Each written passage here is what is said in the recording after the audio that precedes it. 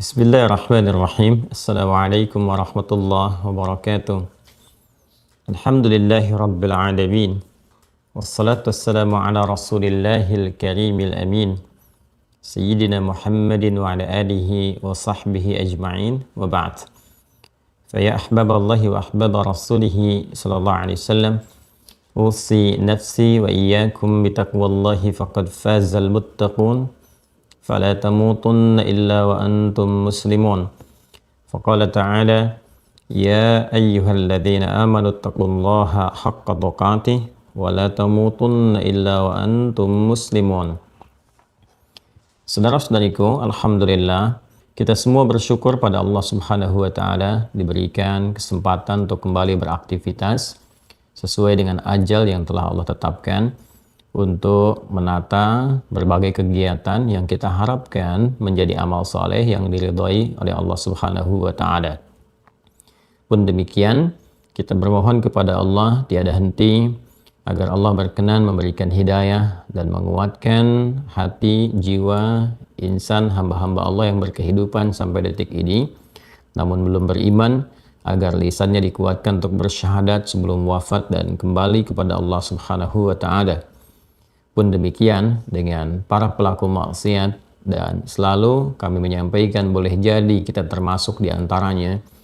Dilembutkan hati kita, diberikan kekuatan untuk bertaubat dan kembali menata aktivitas kita menjadi lebih baik sehingga memiliki kualitas hidup yang mulia, hayatan thayyibah, dan semoga wafat dalam keadaan husnul khatimah. Untuk itu mari kita berikhtiar selalu berusaha mengumpulkan amal saleh dan kita niatkan ikhlas karena Allah Subhanahu wa ta'ala, dan tentunya kualitas amal soleh itu menjadi semakin baik bila ditopang oleh pengetahuan yang kokoh. Untuk itu kita mencoba belajar menguatkan pondasi keilmuan kita, dan dasar pembelajaran kita dimulai dengan pembelajaran bab akidah untuk mengikat keyakinan di dalam jiwa kita sehingga melahirkan sebuah kekuatan keyakinan tanpa ragu sedikit pun, yang dengan kekuatan itu diharapkan mampu terbangun bangunan keindahan, amal-amal, perbuatan-perbuatan yang mulia, amal soleh, dan membuktikan keyakinan kita untuk menuhankan Allah Subhanahu wa ta'ala, menepikan dan menafikan yang lainnya, serta membuktikan komitmen keimanan itu dengan meningkatkan ibadah kepada Allah Subhanahu wa ta'ala. Karena itu, mari kita lanjutkan bahasan kita di antara simpul untuk menguatkan keimanan kita, membangun pondasi yang kokoh. Ada 6 simpul, 6 pokok, 6 rukun, dikenal dengan rukun iman, rukun akidah. Alhamdulillah dengan izin Allah kita telah belajar sampai 4 simpul di pertemuan yang lalu. Mohon selalu dikuatkan 4 simpul dimaksud. Simpul yang pertama yang paling pokok adalah terkait dengan pengenalan kita terhadap Allah dan segala yang terkorelasikan dengan pembahasan dimaksud. Kemudian yang kedua adalah tentang malaikat dan segala hal yang terkait dengannya. Baik itu tugas-tugas pokok malaikat, khususnya yang terkait dengan fungsi kita sebagai khalifah di bumi, ataupun juga kontra malaikat yang diwakili oleh iblis dan pasukannya berupa setan, yang dengan itu kita diminta untuk waspada dan menjadikan setan dan segala hal yang terkait dengan cara kerjanya, asal-usulnya, ataupun akhir dari tragis dari kehidupan mereka untuk waspada, meninggalkan, dan menjadikan sebagai musuh yang nyata dalam kehidupan sehingga terbebas dan mengetahui gaya-gaya atau cara-cara, langkah-langkah dalam menggoda, dan kita bisa menepikannya. Pun demikian kita juga diminta untuk mempelajari dengan sempurna pedoman berkehidupan yang menerangkan aspek yang pertama serta yang kedua dan segala hal yang terkait dengannya di dalam kitab, khususnya Al-Quran yang memang menjadi pedoman berkehidupan kita umat ini sampai kehidupan berakhir, yang menyempurnakan ajaran-ajaran sebelumnya dan menerangkan bagaimana risalah disampaikan. Bahkan sejak manusia pertama turun ke bumi, risalah diutarakan dari Nabi Nuh sampai ke masa Nabi Muhammad SAW, sampai kehidupan berakhir dan kembali kepada Allah Subhanahu wa ta'ala. Di titik ini kita telah menyelesaikan bahasan kita sampai kita sambungkan di pertemuan yang lalu tentang Rasul yang diutus oleh Allah Subhanahu wa taala, diberikan tugas untuk menerangkan segala kandungan-kandungan kitab yang ditugaskan dengan itu semua untuk menjelaskan kepada kita bagaimana pedoman kehidupan itu dijalani melalui petunjuk-petunjuk kehidupan beliau, sikap, sifat, dan lain sebagainya yang kita kenal dengan hadis. Dan itu dimintakan untuk diikuti oleh kita semua sehingga keteladanannya nampak dan terasa dalam berkehidupan. Sehingga cara kita untuk mengikutinya disebut dengan sunnah. Di sini kita dapatkan Al-Quran dan sunnah sebagai sumber berkehidupan, pedoman berkehidupan yang sampai detik ini pun disampaikan kepada kita, diwariskan oleh para ulama yang meneruskan dan menyampaikan risalah Nabi Muhammad sallallahu alaihi wasallam. Ini yang dimaksudkan oleh Rasulullah, wa innal ulama'a warathatul anbiya. Dan sungguh para ulama itu pewaris para nabi, wa innal anbiya'a lam yurithu dinaran wala dirhaman. Dan sungguh para nabi tidak mewariskan dinar dan dirham, bukan materi dunia yang diwariskan karena tugas mereka, tugas akhirat, tugas langit. Proyeknya adalah proyek Rabbani, bukan terkait dengan dinas-dinas duniawi. Karena itulah Nabi menegaskan walakinnahum warathul ilma, tapi mereka mewariskan pengetahuan yang memantapkan kita untuk beriman kepada Allah Subhanahu wa taala.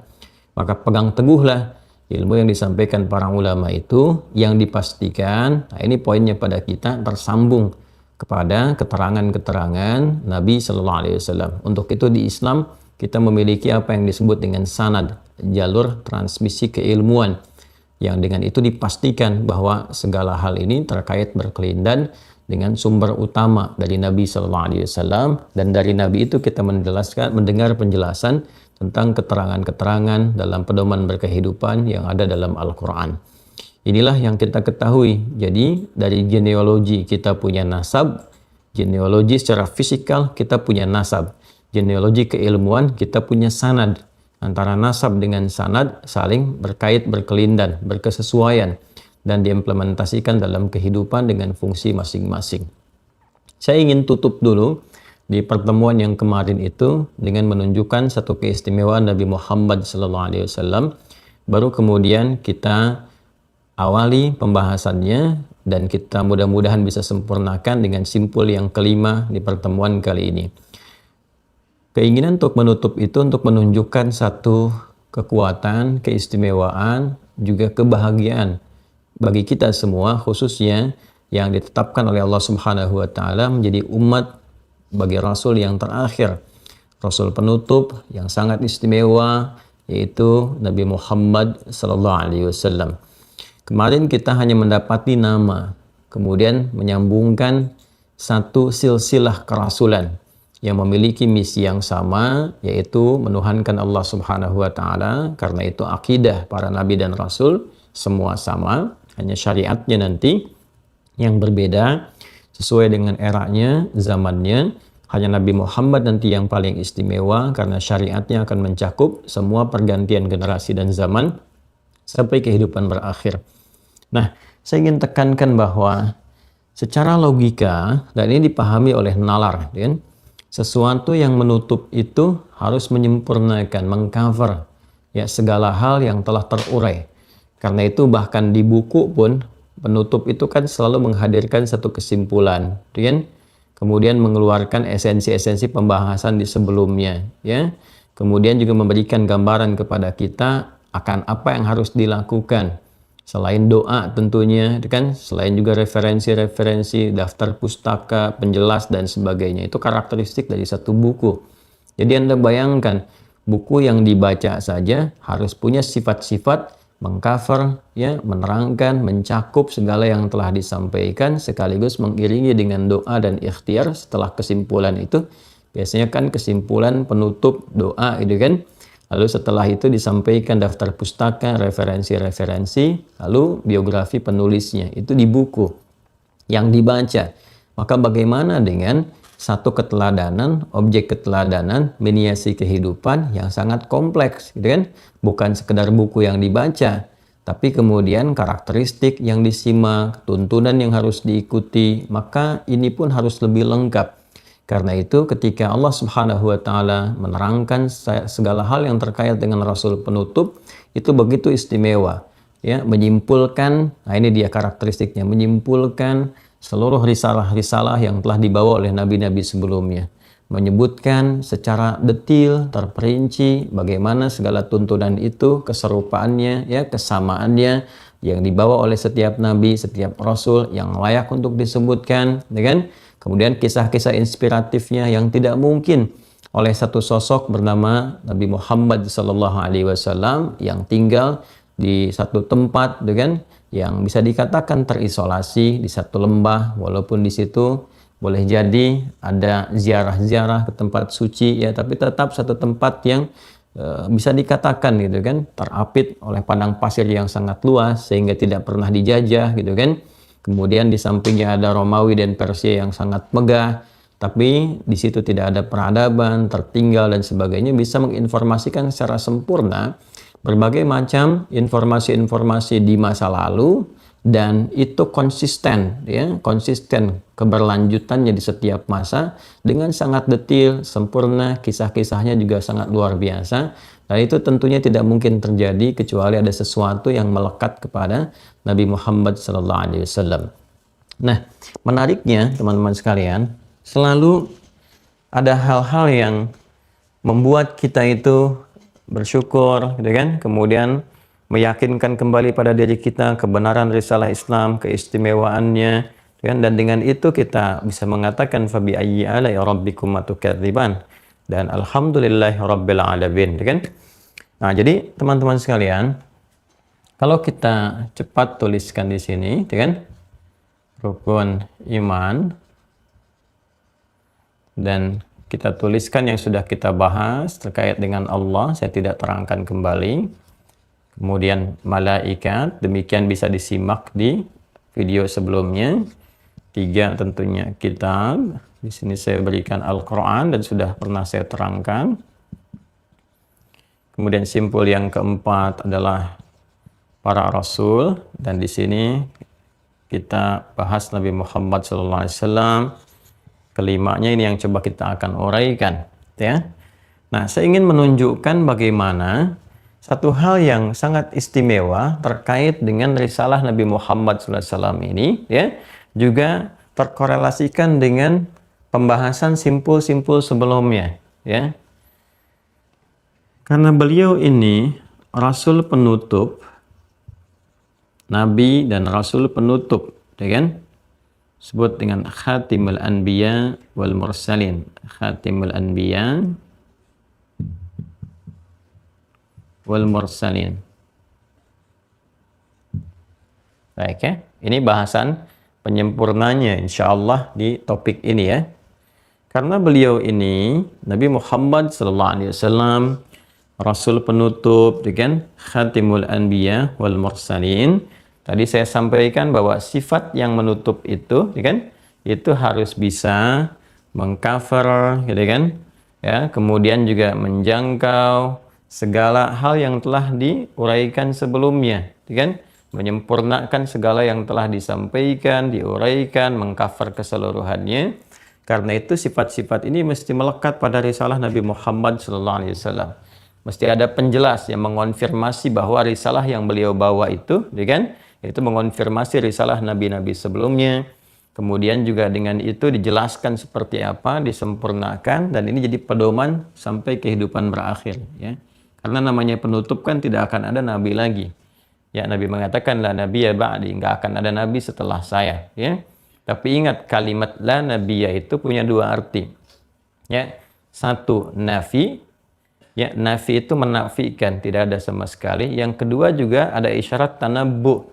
Tanabbu itu menyampaikan satu peristiwa besar berdasarkan pandangan-pandangan nabawi yang tentunya diberikan satu pengetahuan, ya, oleh Allah melalui wahyu, ya kan, melalui isyarat-isyarat ditanamkan pada jiwanya. Apa di antara tanabbu yang disampaikan oleh berita Nabi ini, la nabiyya ba'di, memberikan kesan bahwa nggak ada nabi setelah saya, ya.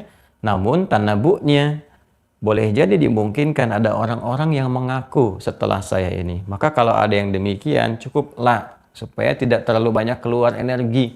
Tapi ikan aja la, gitu kan. Nah itu benar terjadi. Ya, seketika ketika Nabi Muhammad SAW wafat, masanya tidak terlampau lama. Muncul Musailamah, gitu kan, mengaku Nabi, maka disebut dengan Al-Kadzab, ya, pendusta yang sangat luar biasa, gitu. Tepikan.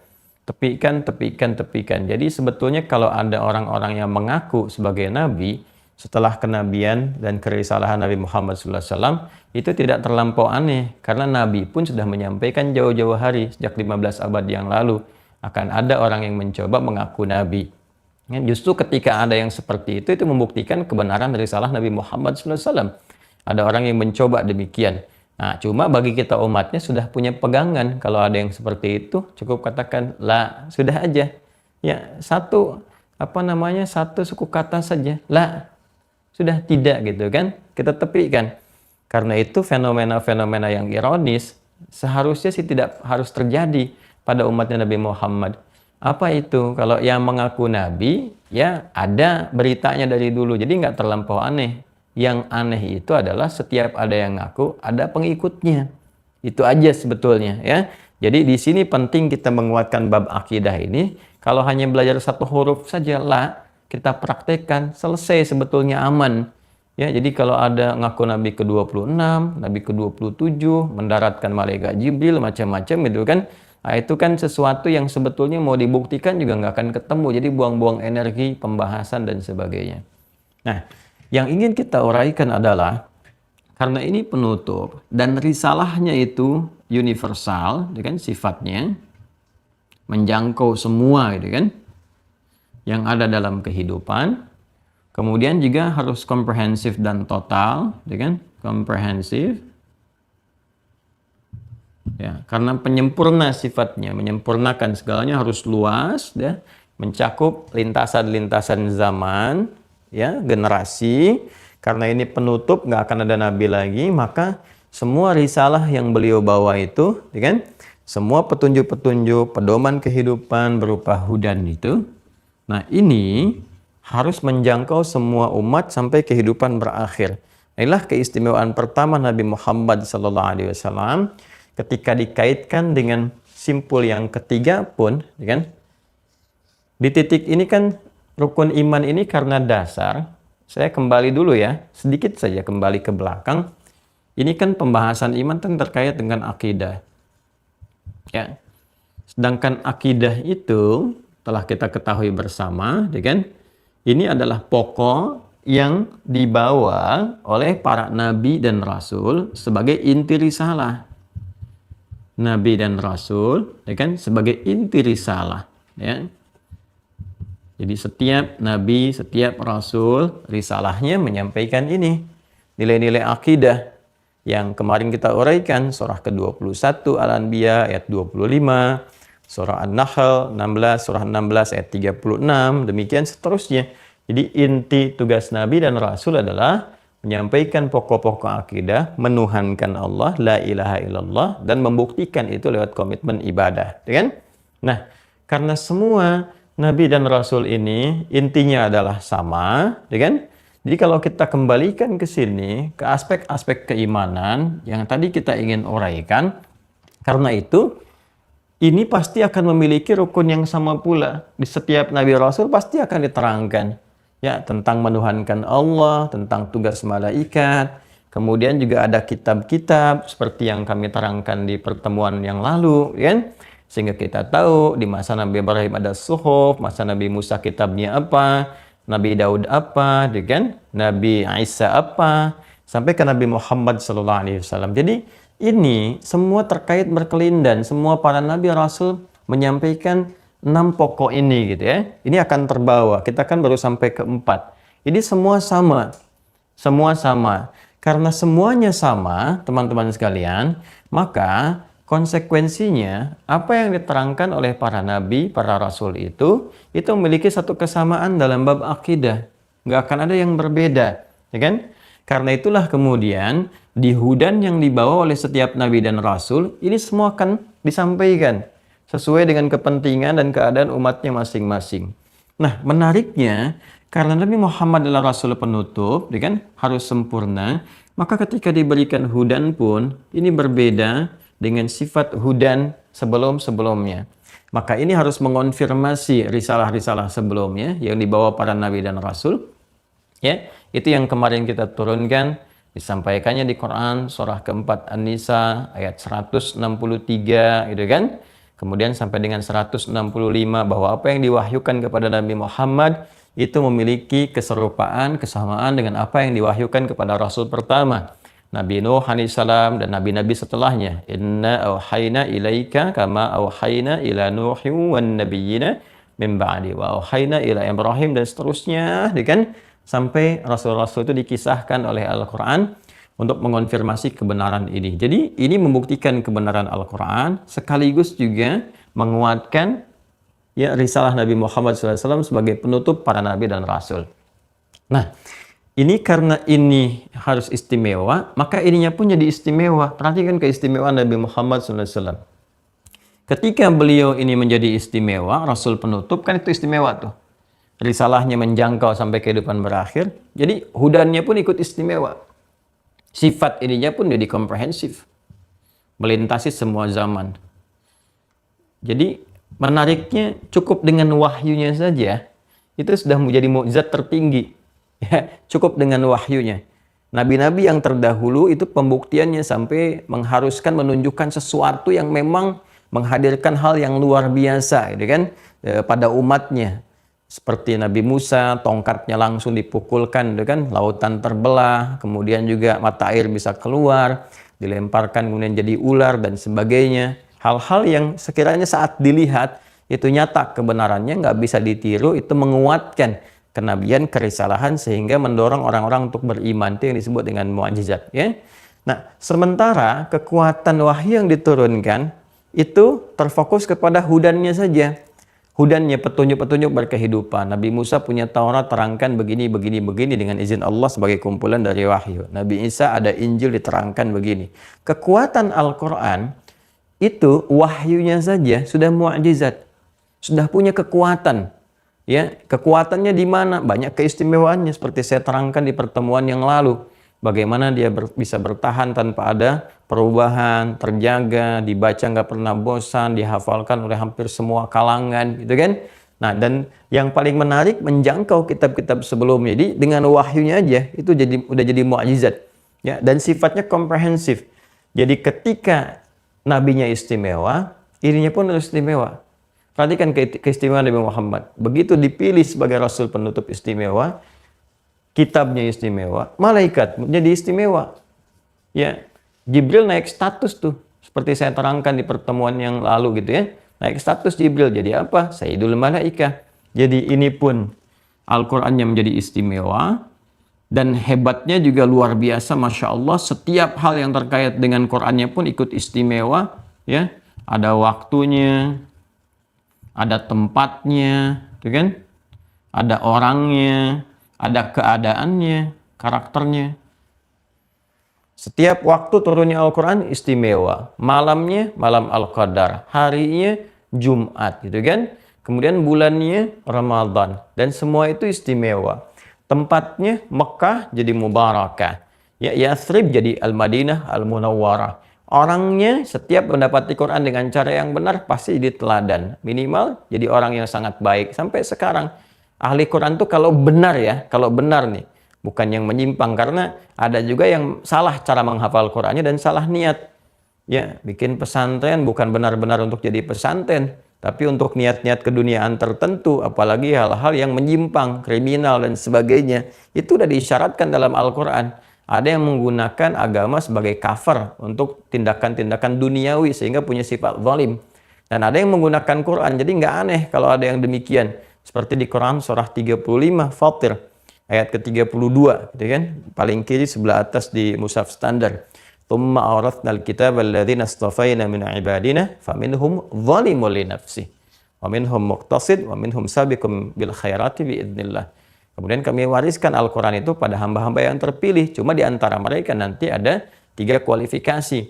Ya, siapa saja di antara mereka, ya, kualifikasi itu menjadikan mereka terklasifikasi pada 3 bagian. Satu, zalimul li nafsi. Ada orang yang zalim, ya, menggunakan Quran bukan pada tempatnya. Ini nanti turunannya banyak sekali. Ada di pemikiran, hafal Al-Ikhlas, hafal tuh. Al-Ikhlas kan Quran, hafal. Ya, cuman tidak menggunakan itu pada tempatnya, mengatakan semua agama sama, menuju pada Tuhan yang sama, cuma caranya beda-beda, itu kan zalim. Menempatkan Al-Ikhlas bukan pada tempatnya. Ada aspek-aspek yang lainnya yang kita dapatkan di kekinian, itu kan termasuk isu-isu kontemporer yang itu ditindak saja dengan tindakan-tindakan hukum, ya, yang berkeadilan, yang paling sesuai, itu kan dengan kadar kejahatan yang dilakukan. Kalaupun dia membawa nama-nama agama sebagai kedok, sebagai jubah dan sebagainya, dan itu bisa dinilai. Ada perangkat-perangkat untuk menilai itu semua, ya. Nah, ini pasti istimewa kalau penghafal Quran yang benar, dan getaran kejiwanya pun akan berbeda. Anak kecil hafal Quran menjadi tanda kebesaran Allah. Kita juga luar biasa apresiasinya, kan? Terus sampai dengan ke atas orang dewasa dan seterusnya. Nah, ini keadaannya pun akan merubah diri. Jadi penghafal Quran yang benar itu hal yang pertama terjadi pada dirinya, gitu kan? Ahli Quran, baik baca, mengkaji, ya, apalagi menghafal. Hal yang terjadi pada dirinya pertama kali itu perubahan perilaku. Disebutkan sabiqum bil khairat biiznillah. Akan cepat berubah menjadi pribadi yang lebih baik gitu. Tuturnya, bicaranya, ya, auranya. Makanya sepakat para ulama ahli Quran itu hal pokok yang paling dilihat bagi penghafal Quran ataupun ahli Quran, pembaca Quran yang serius itu kan, menunjukkan keberhasilan mereka itu parameter pertamanya di akhlak, di perilaku. Dia ada kelembutan, kemuliaan. Itu ahli Quran yang sesungguhnya, yang sejati. Jadi saya mau katakan, karena nabinya istimewa ini ke atasnya istimewa semua. Ya. Jadi malaikatnya ikut istimewa, Jibril naik status jadi Sayyidul Anbiya wal Mursalin, ya kan? Kemudian turun tiap tahun mimpin para malaikat dan sebagainya. Jadi ini naik status istimewa, ini juga istimewa, ya kan? Dalam rangka menyembah, gitu kan, Allah Subhanahu wa taala yang meliputi semua keistimewaan itu. Jadi ini ikut naik semua statusnya. Nah, yang ingin saya tegaskan di pertemuan kita untuk menyempurnakan bahasan yang lalu, ini selain mengonfirmasi tugas-tugas Nabi sebelumnya, ternyata risalah beliau pun dikonfirmasi di nabi-nabi sebelumnya. Ini keistimewaan Nabi Muhammad. Jadi semua rasul yang pernah bertugas di bumi, kan, bahkan para nabi dan rasul, itu ketika mereka diangkat menjadi rasul, dilantik menjadi nabi dan rasul, ditetapkan, dipilih oleh Allah, di antara komitmen yang diambilnya bukan sekedar siap membawa misi untuk menyampaikan risalah, tapi juga, ini yang paling penting, komitmen untuk bisa menyampaikan risalah Nabi Muhammad di setiap umatnya. Ya, jadi setiap umat itu tahu yang ada nabi-nabi itu, setiap nabi menyampaikan. Bahkan ada yang mereka berdoa supaya lahirnya di sini, di tempat ini dan sebagainya. Semua nabi itu komitmen pertama, ya, yang diambil perjanjian dengan Allah ketika menerima tugas sebagai nabi untuk menyampaikan risalah. Saat yang bersamaan itu mesti menyampaikan kepada umatnya akan ada nabi penutup, nabi penutup. Kalau bersamaan dengan itu, tolong dia, bantu dia dan sebagainya. Itu kan, karena setiap nabi kan tidak tahu, ya, di mana dia akan bertemu, apakah bertemu atau tidak dan sebagainya. Dia menyampaikan risalah, tapi komitmen itu dibangun. Ya kan, ada nabi yang bersamaan beda distrik di waktu yang sama, seperti Nabi Ibrahim dengan Nabi Lut, kan? Nabi Isa dengan Nabi Yahya, dan Nabi Musa dengan Nabi Harun. Tapi ke umatnya disampaikan, bahkan di kitab mereka itu dituliskan. Ya, supaya umat yang masa itu belajar, walaupun nabinya meninggal, ini warisannya ada, ya, walaupun tidak terjaga di situ saja, komunitas itu, tapi terwariskan, didengar, dituliskan. Jadi yang tahu tentang itu mengetahui. Itu direkam. Ya, di antaranya apa misalnya, teman-teman sekalian? Pertama yang tadi saya sampaikan, komitmen, kemudian menyampaikan risalah Nabi Muhammad, menguatkannya, membantunya jika bersamaan dengan itu, dan diwariskan kepada umat. Itu ada di Quran surah ketiga. Ali Imran ayat 81. Ya. Paling kiri agak ke tengah sedikit di mushaf standar supaya cepat nyarinya.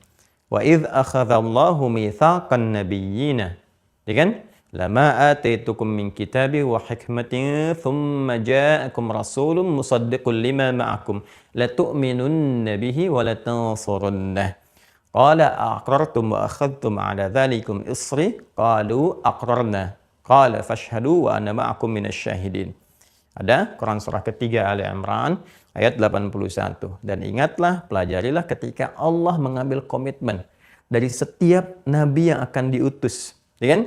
Dilantik menjadi nabi, diberikan tugas, membawa nubuah, juga risalah untuk rasul. Komitmen pertamanya, ya, mereka harus berkomitmen kepada Allah untuk bisa membantu, menolong, menguatkan, menyampaikan kepada umat mereka tentang risalah Nabi Muhammad SAW. Ini keistimewaan Nabi Muhammad. Jadi tidaklah membawa risalah seorang nabi ataupun rasul kecuali ya dalam penetapannya sebagai nabi dan rasul itu menyertakan ini keutamaan Nabi Muhammad SAW. Jadi ini menarik nih, konfirmasinya dua sisi. Ya, kan itu yang paling kuat di apapun, apalagi di hukum. Di hukum itu kan konfirmasinya dua sisi. Ada pembuktian terbalik gitu kan. Ya, ada pembuktian terukur, terstruktur, ada yang terbalik untuk diuji cek konsistensinya. Nah, ini paling konsisten. Ya, di Al-Qur'an menerangkan, mengonfirmasi ajaran-ajaran di masa lalu, ya kita mengimani mulai ke Nabi Isa kan. Setelah Nabi Muhammad SAW itu kalau kita naikkan ke atas sebelum beliau, sebelum Nabi Muhammad 600 tahun ke atas kurang lebih ada Nabi Isa alaihissalam, Isa al-Masih, Yesus, itu kan Mesias, naik ke atas lagi terus nanti sampai ketemu Nabi Musa, ya terus sampai Nabi Ibrahim, terus sampai Nabi Nuh alaihissalam. Kita meyakini itu semua, beriman kepada nabi-nabi sebelumnya sebagai nabi, sebagai rasul, bukan yang lainnya. Itu dikonfirmasi sampai ke atas. Dan di situ pun mengonfirmasi nanti risalah Nabi Muhammad. Jadi kalau dicek balik, itu kesini itu ketemu lagi. Disampaikan. Bahkan ini yang tadi saya tegaskan. Di kitab-kitab Nabi itu, ini kan kitab nih. Ini keistimewaan Nabi Muhammad itu dituliskan. Berita tentang Nabi Muhammad itu. Lihat di Quran surah ke-7 Al-A'raf ayat 157. Ya. Quran surah ke-7 Al-A'raf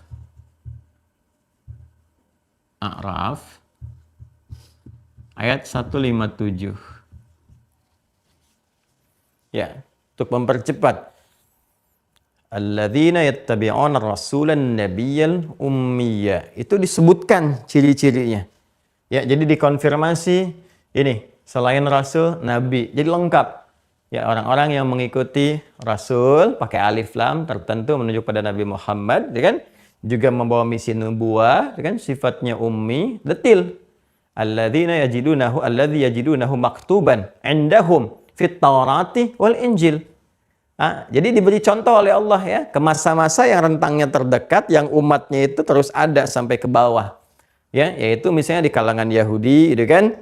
Terus sampai dengan Nasrani, sampai dengan ke bawah, terutama yang Samawi itu semua. Kitab-kitab Samawi menuliskan fit Taurat wal Injil. Jadi Taurat itu ada persis ciri-ciri Nabi Muhammad. Nabi Musa itu punya kewajiban menyampaikan.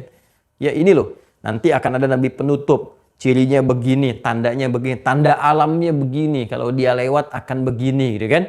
Kemudian di tanda-tanda fisiknya, di punggungnya akan terjadi begini. Macam-macam, bahkan disebutkan ciri-cirinya. Ya, dia dari wilayah mana gitu kan, secara umum digambarkan dan seterusnya. Nah ini sangat menarik. Ya karena itu orang-orang Yahudi itu sangat mengetahui tanda-tanda itu. Bahkan mereka sudah menunggu di waktu hari kelahiran Nabi Muhammad itu sudah merasakan gitu. Perkembangan itu sudah mereka tunggu. Dia akan pergi ke Syam untuk mengonfirmasi jejak para nabi. Itu kan saat dibawa oleh Abu Talib itu. Ya Nabi Muhammad mengajukan untuk ikut usia 12 tahun. Itu kan mengonfirmasi risalah Nabi dibawa ke Syam. Sampai ke Syria dikonfirmasi nanti oleh Bukhairah. Ya, atau George gitu kan, disampaikan, ada yang diketahui cirinya ada semua. Jadi George juga sudah mengetahui, Bukhairah mengetahui, ini tandanya sama persis semua nih. Ya, jadi semua dilihat, fisiknya dilihat, loh kok jalannya itu awan ngikutin, berteduh di pohon, pohonnya naungin, semua ada semua yang disebutkan itu. Ya, tinggal satu dikonfirmasi, begitu dicek fisiknya benar semua, tinggal satu lagi, bapaknya mana gitu kan. Maka ditanya ke Abu Talib, ini siapa? Kata Abu Talib ingin menyamarkan anak saya supaya nggak diganggu kan, khawatir ada apa-apa, anak saya, ya kan? Berkali-kali dipastikan begitu ditanya, benar ini, benar kan? Jadi heran, kenapa sih tanya begitu? Bahasa kita demikian. Maka dikonfirmasi oleh Buhairah bahwa semua tanda yang disebutkan di kitab kami ini menunjukkan semuanya ada pada anak ini. Ya, orang yang terpilih, kan Mustafa yang kemarin saya sampaikan, orang yang terpilih ini nabi akhir zaman begini disampaikan, cuman satu aja yang belum terkonfirmasi.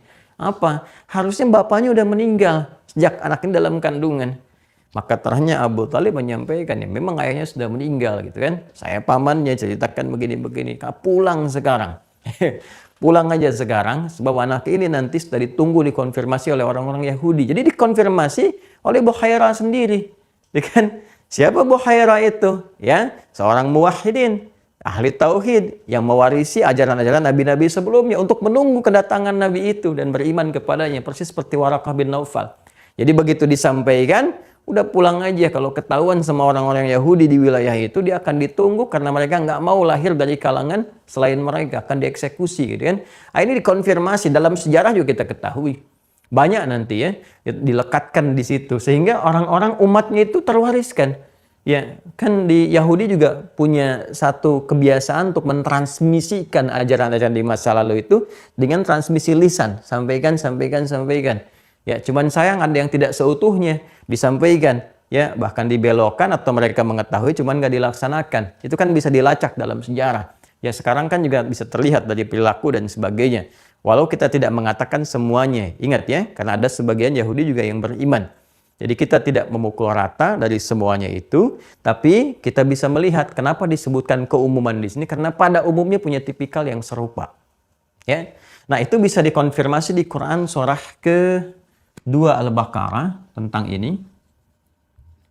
Quran surah kedua Al-Baqarah ayat 146. Kalau mau diteruskan dari 145 sampai 146. Ya.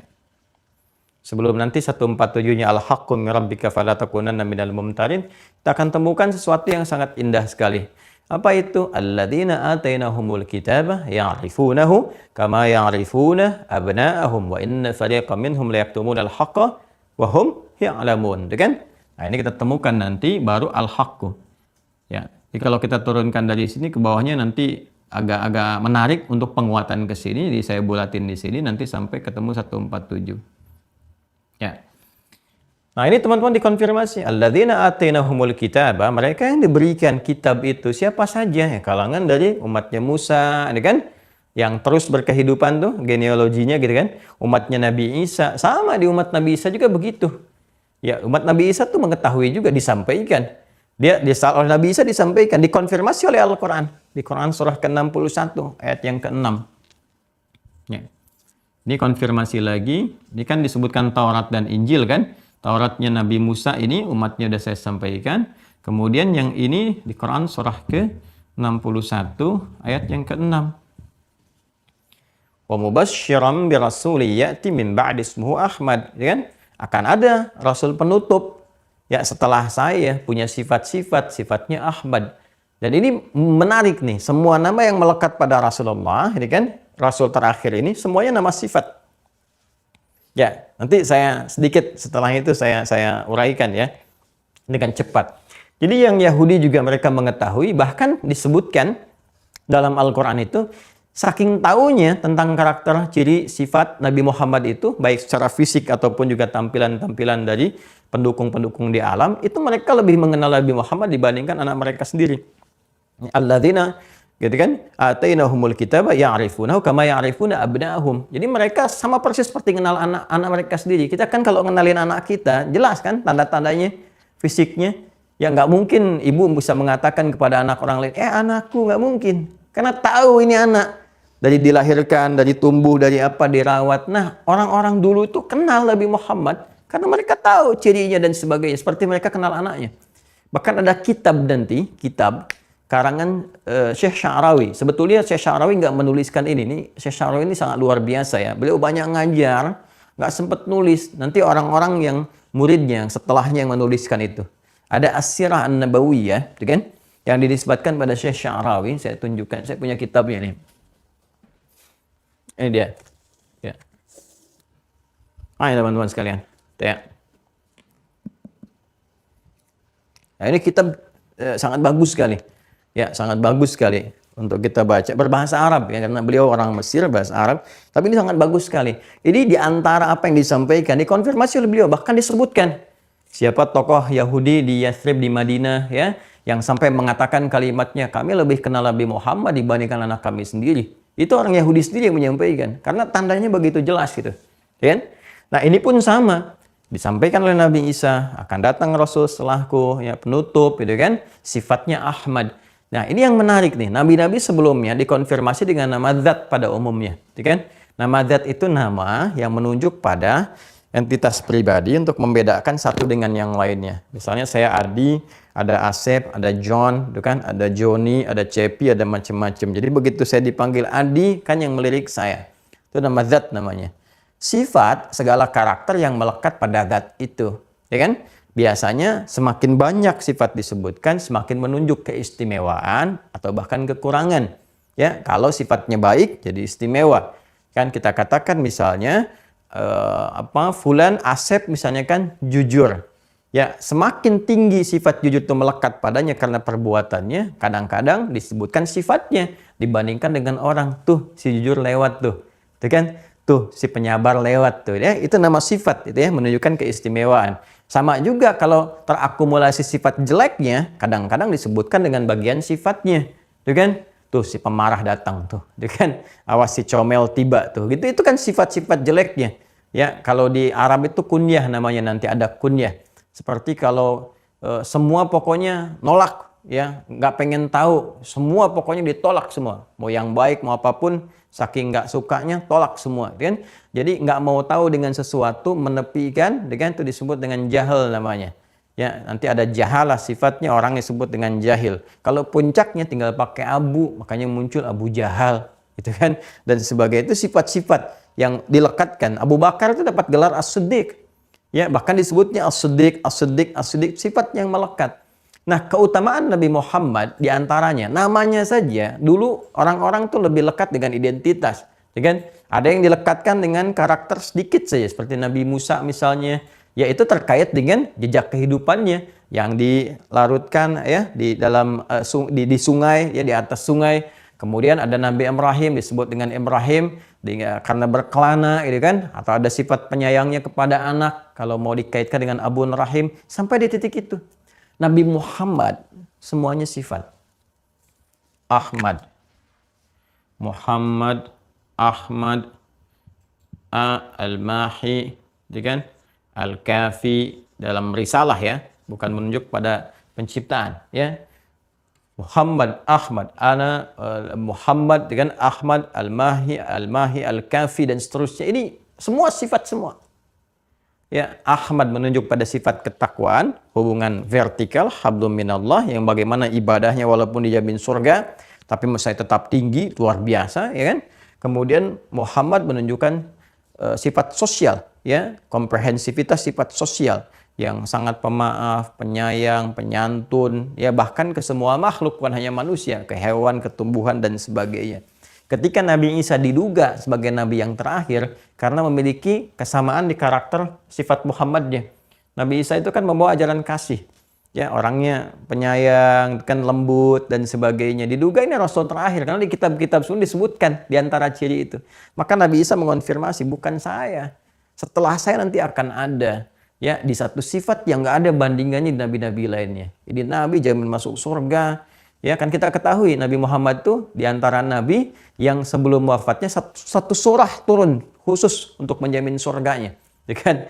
Inna a'tainakal kautsar fasalli lirabbika wanhar inna syani'aka huwal abtar. Bahkan saking Allah menetapkannya sudah mendapatkan jaminan surga, nggak boleh mencelanya. Ya, orang yang mencelanya, menghardiknya, memusuhinya itu terputus semua dari rahmat Allah. Saking terjaminnya kemuliaannya. Ya, Nabi Muhammad itu sampai status demikian pun tidak menghentikan beliau untuk ibadah kepada Allah. Kalau kita kan ngapain ya Rasulullah, udah masuk surga dijamin masih sholat begitu gitu kan dan sebagainya. Itu pernah dikonfirmasi, Sayyidah Aisyah mengonfirmasi untuk memberikan penjelasan kepada kita. Ya Rasulullah, kenapa sampai bengkak begini, ya kan? Sampai bersedih Sayyidah Aisyah dan sebagainya mengonfirmasi. Apa jawab Nabi? Ringan saja. Afala akunu 'abdan syakura. Ya, apa tidak diperkenankan aku menjadi hamba yang bersyukur? Itu penjelasan sebetulnya inspirasi kepada kita bahwa apapun yang Allah telah jaminkan kebaikan kepada kita, maka tunjukkan itu semua kebahagiaannya dengan bersyukur, dengan meningkatkan ibadah kepada Allah. Ini gambarannya teman-teman sekalian. Ya, Nabi Muhammad, ya, maka dikonfirmasi, ya mubasysyiran bi rasulin ya'ti min ba'di ismuhu Ahmad, akan datang setelah aku, ya sifat di antara sifat Rasul itu ibadahnya tinggi, nggak tersaingi oleh nabi-nabi sebelumnya. Jadi semua nabi mengonfirmasi. Makanya waktu saya dapatkan Barnabas itu, Injil Barnabas, waktu saya masih kelas tingkat SMP itu saya udah baca. Itu saya temukan itu. Ya, kata Ahmad itu, nabi datang, nabi penutup, namanya Ahmad dengan sifat dan sebagainya. Jadi ini keutamaannya. Jadi semua yang melekat kepada nabi itu, ya ini kalau kita belajar tafsir dan sejarah yang benar, kita akan mengerti keutamaan-keutamaan sifat. Ya, jadi tidak akan mungkin bisa diplesetkan oleh orang-orang setelahnya. Tuh kata Al-Quran di lisan Nabi Isa, nabi terakhir bukan Muhammad, tapi Ahmad gitu kan.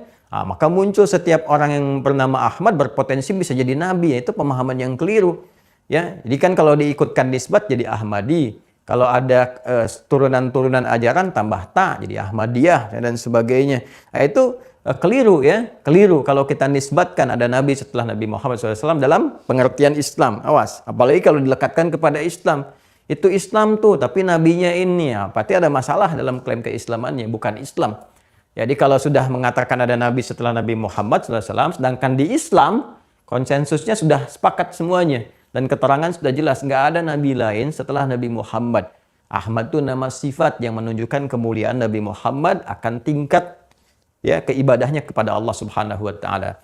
Jadi kalau ada yang punya nabi baru selain Nabi Muhammad, ya paling gampang nggak usah dilekatkan ke Islam. Bikin aja ajaran sendiri dan sebagainya, itu selesai persoalan itu kan. Tapi kalau kita merasa bagian dari Islam, ingin ikuti risalah, kembali kepada jalan yang benar. Nanti dijelaskan, ini sejarahnya, ini dalilnya, ntar dikomparasikan, akan ketahuan mana kebenarannya. Karena semua yang datang di risalah yang dibawa Nabi Muhammad itu disifati oleh Allah dengan kata hak. Makanya di Al-Baqarah 147-nya itu langsung disampaikan al-haqqu. Ya, min rabbika fala takunanna minal mumtarin. Ya.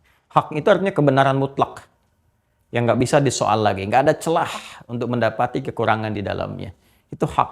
Kalau kebenaran yang relatif disebut as-sidqu namanya, masih relatif. Mungkin kata si A benar, kata si B belum tentu. Tapi kalau al-haq sudah. Makanya nanti kalau ada yang mengklaim Islam itu sangat objektif, indah sekali, ya. Ya, tidak dihadapi dengan wah macam-macam anarkis, tidak. Ya, kalau intelektual lagi, sesuai porsinya, proporsional sifatnya. Nanti dibandingkan, coba mana klaimnya, siapa nabinya, kapan diangkat jadi nabi, siapa yang memberikan risalah wahyu kepadanya, buktinya apa, ditunjukin sampai ke situ.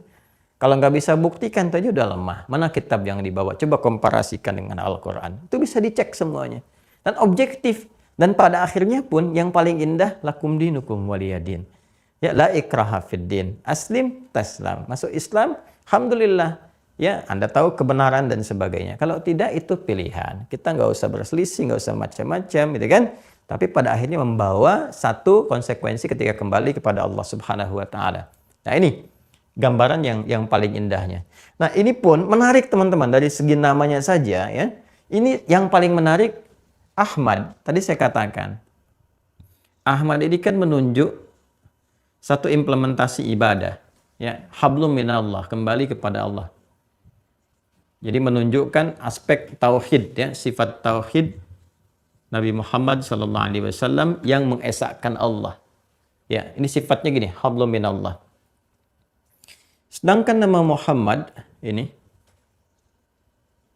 lebih menekankan sifat-sifat sosial yang menunjuk makna syariat. Tuh. Masih ingat tauhid? Kan nama lainnya nanti iman, akidah kan? Makanya ilmu yang terkait dengan penguatan iman disebutnya ilmu tauhid kan? Masih ingat? Ya, atau ilmu akidah gitu kan? Simpul-simpulnya ini. Ini terkait dengan syariat, ini terkait dengan akidah. Namanya pun diwakili. Terus kalau kita gabungkan, perhatikan ya, ini susah Anda dapatkan di buku-buku ya. Ini kita harus gali di beberapa titik. Saya meriset gitu ya, kebiasaan kita riset. Nah, teman-teman perhatikan baik-baik. Kalau kita gabungkan akidah dengan syariat, ya kan? Syariat itu kan amal. Ya kan? Akidah dengan syariat, iman dengan amal, tauhid dengan aspek-aspek sosial. Gabungan ini kan jadi Islam. Ya kan? Masih ingat di awal? Al-Islamu imanun wa amalun. Di pembahasan kitab tauhid kita yang kita bahas itu, Al-Aqaidah Al-Islamiyah, karya Syekh Said Sabiq yang ini di awal jumpa. Bahkan teman-teman juga sudah dapatkan scan-nya gitu kan. Ya, materi awal kita, Islam itu adalah iman dan amal, akidah dan syariat. Ini dari namanya aja udah mengcover ini semua. Dan tahukah Anda, kata Ahmad ini itu disebutkan 1 kali dalam Al-Quran. Hanya di Quran surah ke-61 ayat yang ke-6. Mamubasysyiran birasuli ya'ti min ba'di ismuhu Ahmad. Di lisannya Nabi Isa alaihissalam. Ya, Yesus Mesias, Al-Masih Isa bin Maryam. Kata Muhammad disebutkan 4 kali dalam Al-Quran. 4 kali.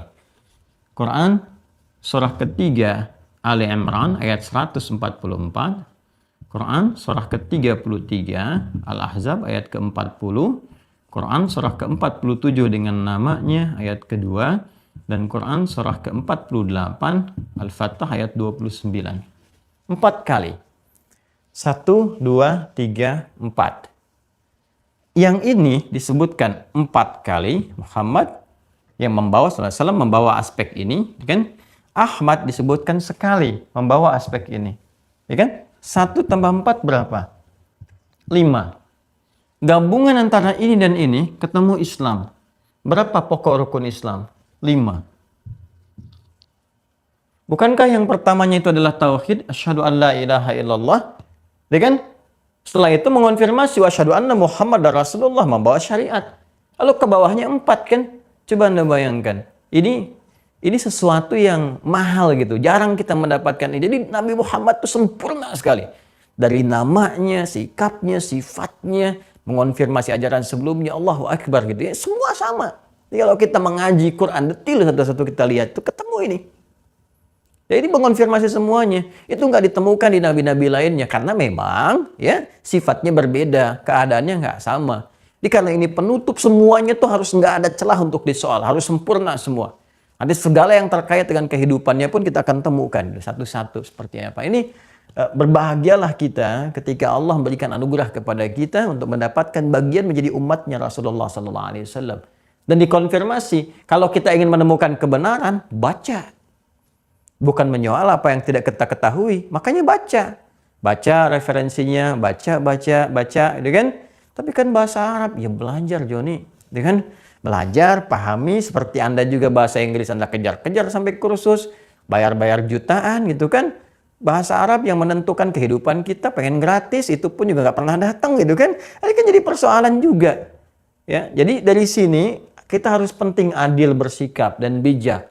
Jadi kalau kita ingin mencari dan membuktikan satu kebenaran, ya kita cari dengan cara yang benar, kumpulkan referensi dan sebagainya. Kan? Dari situ kita akan menemukan sebuah kebenaran dan indahnya pun setelah menemukan kebenaran, lakum dinukum waliyadin, la ikraha fid din.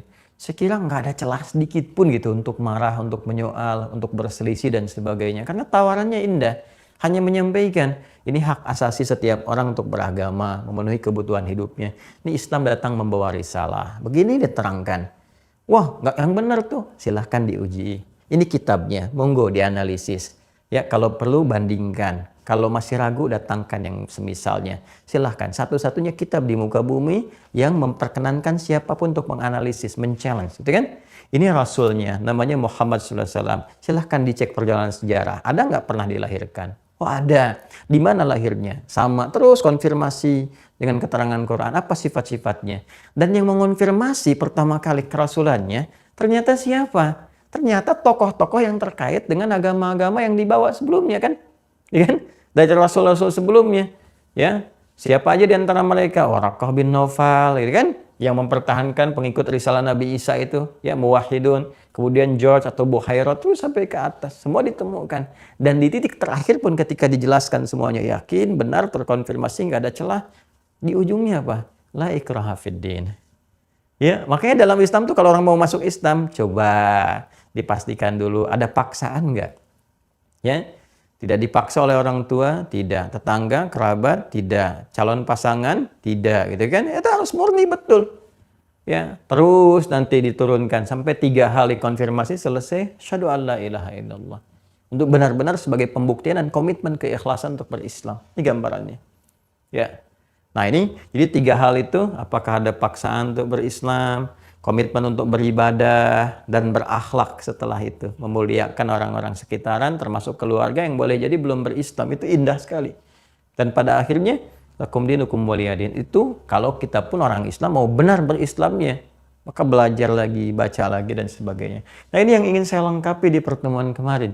Karena kemarin saya baru sebutkan, ini Rasul begini, ya kan? Konfirmasi sebelumnya bahwa kitab ini pedomannya seperti ini. Setelah kita tahu keistimewaannya dan nggak ada satupun yang melekat pada Nabi Muhammad kecuali teladan, maka baru kita menyadari di situ mana uswah dan iswah itu. Laqad kana lakum fi Rasulillahi uswatun hasanah atau iswatun hasanah. Dan ini bisa dilihat dalam hadis-hadis yang kita harus turunkan jadi kurikulum. Maka dari itu saya menyarankan untuk diri pribadi dan kita semua mulai sekarang tuh apa aja yang kita kerjain dari bangun tidur sampai tidur lagi, cari referensinya dan belajar, berusaha sampai di titik kita wafat. Ya, itu yang disebut meningkatkan takwa dengan cara serius di Ali Imran ayat 102 itu. Ya ayyuhalladzina amanu taqullaha haqqa tuqatih wa la tamutunna illa wa antum muslimun. Tak keluarin dari bangun tidur kebiasaannya gimana nih, gitu kan? Yang kita kerjakan saja. Terus pekerjaannya apa? Mungkin ada yang di dunia diplomasi, birokrasi, ada yang berbisnis, ada yang mengajar. Keluarnya tuntunan di Al-Quran ayatnya apa, hadis apa, tinggal buka babnya. Kayak sekali di kitab-kitab hadis tinggal dikeluarkan. Itu aja yang kita jalani sampai kita meninggal. Ya, sampai kita meninggal. Dan kalau kita ingin membaca, silahkan diperluas, gak ada masalah. Tapi kan kita tidak dituntut untuk menguasai segala hal. Ya kan? Ya, Anda misalnya pebisnis, sudah di jalur bisnis aja. Jalani, terus yang pokok-pokok yang menjadi kebutuhan kita pelajari. Sholat, pelajari ilmunya. Kalau tiba waktu zakat, pelajari ilmunya. Itu kan ilmu sampai akhirat, sampai abadi. Ya, sampai kita membawanya kepada Allah Subhanahu wa Ta'ala. Ya, masa kepentingan akhirat kita nggak pelajari serius, kepentingan dunia sampai belajar belasan puluhan tahun, S1, S2, S3, demi kepentingan yang fana, yang saat ditinggalkan sudah selesai gitu. Ya, maka dari situ saya ingin katakan dengan sangat tegas gitu kan, ayo kita keluarkan nih apa aktivitas kita yang pokok-pokok sama semua jalani, jelas, pilih gitu kan, untuk memudahkan, konsisten sampai meninggal gitu aja kan. Nggak susah gitu kan, cuman saat menjalannya memang ada setan, makanya kita belajar kemarin fikih setan kan, nah, supaya kita bisa hindari. Nah ini kita jaga semuanya teman-teman sekalian, terus sampai titik berakhirnya. Ya, bisa kuota kehidupan kita yang disebut dengan ajal, atau memang alam ini sudah selesai, berakhir. Ya, hari, waktu, di mana keadaan semuanya sudah tuntas berkehidupan. Misi risalah, Quran surah kedua, Al-Baqarah ayat 30, yang ditetapkan Allah kepada kita, di titik itu, di saat itu, di hari itu. Kalau hari kan mencakup perjalanan waktu kan. Paling gampangnya di bahasa Arab itu disebutkan dengan yaum. Kalau sudah yaum itu artinya bisa banyak, bisa seharian, bisa di titik itu, di waktu itu, dan juga menjangkau totalitas aktivitasnya. Jadi kalau kita ingin tetapkan waktu yang juga mencakup aktivitas, gitu kan?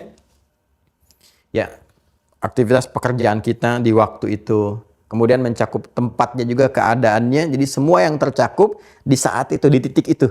Ya, itu disebut dengan yaum namanya, yaum, ya. Kalau kita ingin menunjuk kepada spesifik waktunya, nanti sa'ah namanya. Ya, sa'ah, makanya jam disebut dengan sa'ah. Jam berapa, menitnya, detiknya, dan sebagainya.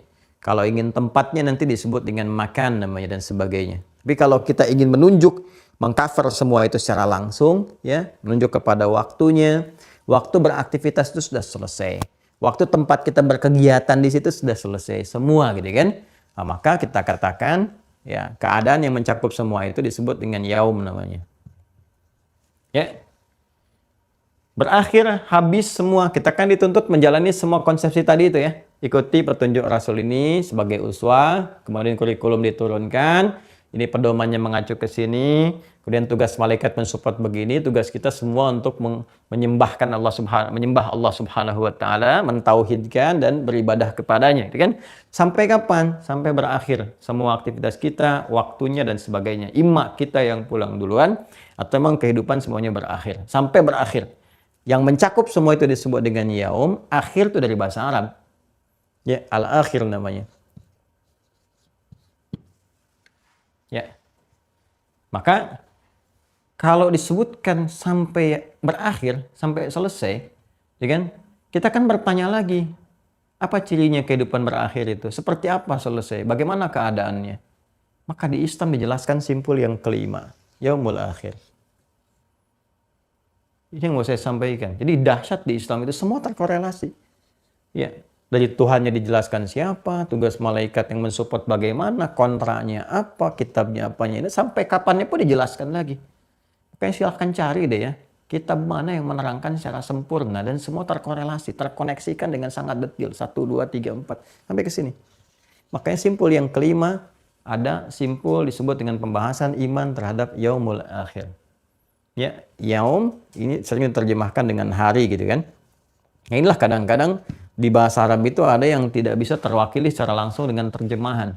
Ya, ada makna-makna yang sangat dalam gitu di dalam pembahasan itu, ya, dalam konteksnya yang kita harus jelaskan. Penjelasan itu disebut dengan tafsir namanya. Makanya ada terjemah, ada tafsir. Ya. Nah, karena itu yaum tadi bukan hanya menyebutkan hari, tapi juga mencakup waktu, karena di hari itu mencakup waktu, ya kan? Keadaan, karena dalam sehari itu kita beraktivitas kan? Ya.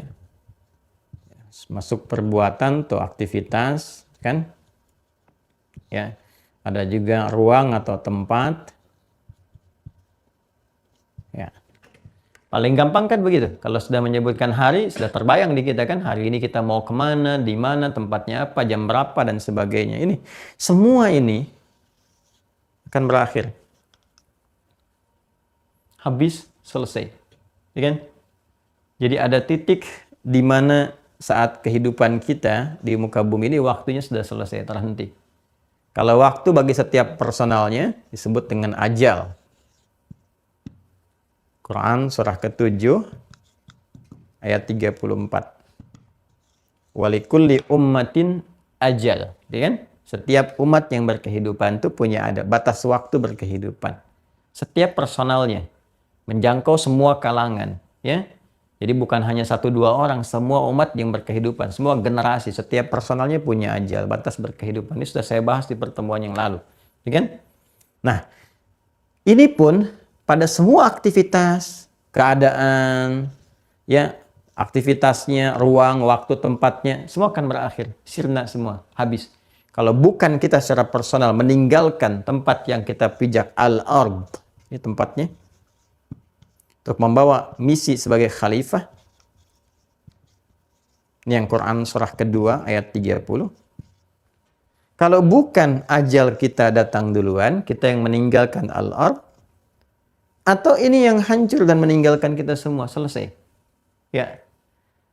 Kalau kita ingin menunjukkan semua ini terjadi sampai hancur, habis-habisnya, selesai tugas misi khalifah, ini juga selesai, semua selesai, maka gabungkan menjadi satu saja. Untuk mencakup makna ini kita sebut dengan yaum, untuk mencakup makna ini keberakhiran disebut dengan akhir. Ya, maka kita katakan yaumul akhir.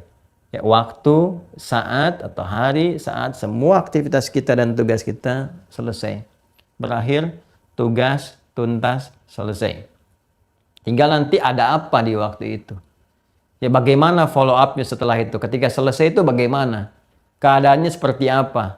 Muaranya bagaimana? Kalau kita bertanya tentang keadaan, sifat, hal-hal terkait dengan itu, tambahkan ta di ujung kalimat akhirnya. Jadi kalau ini kata akhir, tambahkan ta di ujungnya. Ini. Maka kita kenal dengan kata akhirah, la-akhirah. Ya, kalau ini menyifati ini menunjuk pada berakhirnya, habisnya, tuntasnya, paripurnanya segala hal, ini menunjuk pada keadaan yang melekat pada waktu yang dimaksudkan. Keadaannya bagaimana? Ada apa di waktu itu? Seperti apa gambarannya dan sebagainya? Maka tersebut dengan akhirah namanya. Ya. Nah, sekarang yang paling menarik, di simpul yang kelima ini, kita akan belajar tentang ini. Ya, bagaimana keadaan saat berakhir? Ada apa di situ? Setelah itu ngapain? Bagaimana? Puncaknya bagaimana? Karena setelah ini kan nggak ada lagi segala hal. Dan puncaknya ada di situ. Jadi kalau sudah nggak ada lagi dan cuman di situ, artinya abadi kan sifatnya. Kalau yang kaya, kaya terus. Yang miskin, nestapa. Ya, dan nestapanya terbawa abadi. Ya, karena itu, apa pentingnya kita belajar ini, teman-teman sekalian? Nah, kita kesini dulu, ya, sebelum kita uraikan satu-satu pemaknaannya. Pentingnya belajar ini, bahkan disebutkan oleh Syekh Said Sabiq nanti di halaman 260 dan seterusnya di kitab ini, nanti akan diajarkan. Nah, jadi kita belajar ini semua untuk mengetahui ini supaya punya peta persiapan berkehidupan. Ya, jadi kita tuh harus punya persiapan-persiapan pemetaan hidup itu. Ya, bagaimana hidup kita petakan kan? Pemetaan hidup. Kita punya rencana-rencana. Ya, kalau tahu kehidupan berakhir, ya ini kita kehidupan belum berakhir aja udah punya rencana-rencana kan. Nanti mau ngapain, ini seperti apa, gambaran bagaimana. Nanti kalau udah masuk ke fikih saya terangkan kenapa dinamakan dengan sholat tuh ada hikmahnya juga. Ya dengan waktu-waktu sholat. Dari mulai subuh, disebut juga dengan fajar, sampai zuhur, asar, maghrib, isya itu ada maknanya. Dan nah salah satunya apa? Terkait dengan pemetaan berkehidupan. Jadi harian aja kita petakan. Ya baru bangun tidur kita udah tahu nih. Ya, karena rencana-rencana kita tuliskan. Ini anak dibangunin jam sekian, ini dimandiin begini, saya harus ke sini, ke kantor jam sekian, macam-macam lah. Kalau hari libur saya begini, sepedaan jam sekian, olahraga ini jam sekian, terus disiapkan semua. Sekarang pertanyaannya, kalau yang sementara saja kita petakan dan kita siapkan, kenapa yang abadi, ya, kenapa yang abadi tidak kita siapkan sebelumnya? Dibuatkan kurikulum sifatnya. Makanya ketika Allah menyebutkan ini, yaumul akhir, hal pertama yang dimintakan dari sini adalah sikap kita untuk menyiapkan diri. Kalau ini terjadi, apa yang kita siapkan? Bekalnya apa? Itulah pentingnya pembahasan simpul yang kelima ini, supaya kita mengerti bahwa apa yang kita lakukan 1 sampai dengan 4 yang tadi telah kita terangkan, dari banyak video, sampai 30 lebih video untuk menerangkan sampai ke tahap 4 ini, itu sebetulnya persiapan ke sini. Ya? Makanya tadi saya tegaskan kan, kita itu nanti muaranya mau seperti apa, passion apa yang dipilih. Untuk persiapan-persiapan ke sini. Karena itu kita bisa bikin peta kan, imma saya akan wafat sesuai dengan ajal, gitu kan. Ini pasti niscaya karena gerbang menuju rahmat Allah itu gerbangnya kematian. Untuk pindah ke waiting room gitu kan, di alam barzakh itu, di kubur, kan ini gerbangnya. Maka rencana apa yang disiapkan ini? Sampai menjelang kematian yang kita tidak tahu. Betapa indah ya sahabat kami, Masya Allah gitu kan. Ya, tokoh kita juga itu. Wali Kota Bandung kemarin, Bang Odet, Muhammad Odet dan Nial itu, Masya Allah itu orang baik itu ya. Dan saya juga Alhamdulillah menyaksikan kebaikan-kebaikan beliau. Ya, terakhir saya bertemu beliau hari Jumat di Jakarta dalam satu acara gitu kan. Dan wafat juga di hari Jumat, Masya Allah, mau khutbah, gitu kan, setelah sholat sunnah di Mujahidin, Masjid Muhammadiyah di Jalan Sancang itu, ya saya juga pernah ke sana gitu kan, tahu keadaannya itu, Masya Allah, udah sholat sunnah, mau khutbah, ya, dan dimuliakan di hari yang baik, di waktu yang baik, keadaan yang baik, di tempat yang baik, bersama orang-orang baik yang sedang ibadah. Nah, itu apa ya, men-trigger kita ya, dan kita nggak tahu di mana kita akan wafat ya. Di mana dan kapan kita akan meninggal. Karena itu yang terbaik menyiapkan diri. Ya di Quran surah 31 ayat 34 itu kan jelas 5 hal yang kita nggak tahu. Semua hak milik Allah Subhanahu wa taala. Ya, innallaha 'indahu 'ilmus sa'ah, tentang kiamat, wa yunazzilul ghaits, mengatur cuaca, iklim dan sebagainya, wa ya'lamu ma fil arham, hal yang ditetapkan di dalam rahim. Wa ma tadri nafsum madza taksibu ghadan, apa yang akan terjadi kemudian. Wa ma tadri nafsum bi ayyi ardin tamut, di mana kamu akan wafat. Ya? Karena itu kita harus bikin peta persiapan. Ya, nggak usah kita menentukan karena kita nggak akan tahu di mana dan kapan kita wafat. Tapi kita bisa menyiapkan diri wafat dalam keadaan yang mulia dengan penuh kebanggaan. Jadi antaranya caranya apa? Mengingat ya supaya dalam saat-saat kita bertindak itu jangan mengerjakan maksiat. Kita bayangkan, rasakan kalau sedang maksiat wafat kan nggak enak gitu. Karena itu kita terkontrol, terjaga. Siapkan amalan. Tadi yang saya katakan, dari risalah Nabi ini, apa yang mau dipilih? Kan banyak tuh tuntunannya. Karena itu satu-satunya yang menunjukkan kepada kita secara lengkap berkehidupan yang bisa dicontoh, gitu kan? Itu dari Rasulullah Nabi Muhammad, karena mengcover yang sebelumnya. Yang sebelum-sebelumnya kan karena sesuai dengan umat, karakter umat terbatas. Ya, Nabi Isa kan Yesus Mesias tidak berumah tangga, tidak menikah. Jadi nggak bisa ditiru. Bagaimana pola kehidupan berumah tangga contohnya? Nabi Musa ke atasnya ada babnya sendiri gitu kan. Cuma 10 perintah, yang lain-lainnya kita nggak bisa cover. Ya, dan seterusnya tentang bagaimana cara bertobat yang sempurna. Ya, karena petunjuknya kan dibawa untuk kalangan umat tertentu. Yang ngeyelnya luar biasa. Ini cara tobatnya pun harus sampai komitmen untuk meninggal dunia. Sampai wafat. Kan? Yang kalau ada najis disobek. Karena nggak bisa diingetin lagi. Ya, kalau pada hal-hal yang extraordinary crime itu kan, yang paling susah itu kan ancamannya tinggi. Hukuman mati nih, seumur hidup, macam-macam dan sebagainya. Karena itu nggak mau lagi ke situ. Ya, untuk dikerjakan kembali. Nah, Allah tuh memberikan shock terapi yang tinggi. Kalau kamu nih masih ngeyel juga, tobatnya sampai meninggal. Ya kan, di Al-Baqarah ayat 54 kan begitu. Ya. Wa idh qala liqaumihi, ya kan, ya qaumi innakum zalamtu anfusakum bittikhadhikumul ijla. Ya kan, fatubu. Ya. Kemudian kembali kepada Allah, fatubu ila bari'ikum faqtulu anfusakum. Ya, silakan. Tobatnya sampai bunuh diri, gitu kan. Artinya mengakhiri kehidupan untuk menunjukkan benar-benar tobat. Itu kasih sayang Allah. Kenapa? Ya, Allah itu sampai ingin memberikan rahmat di titik terakhir. Dengan meninggal kamu itu, kamu nggak ngeyel lagi gitu.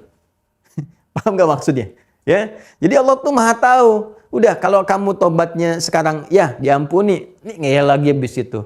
Ya, ngerusak Nabi lagi. Itu kan belum, Anda bisa kebayang nggak? Baru dibebaskan dari kejaran Fir'aun. Tapak kaki masih basah. Tinggal sebentar dan nyari Tuhan lain.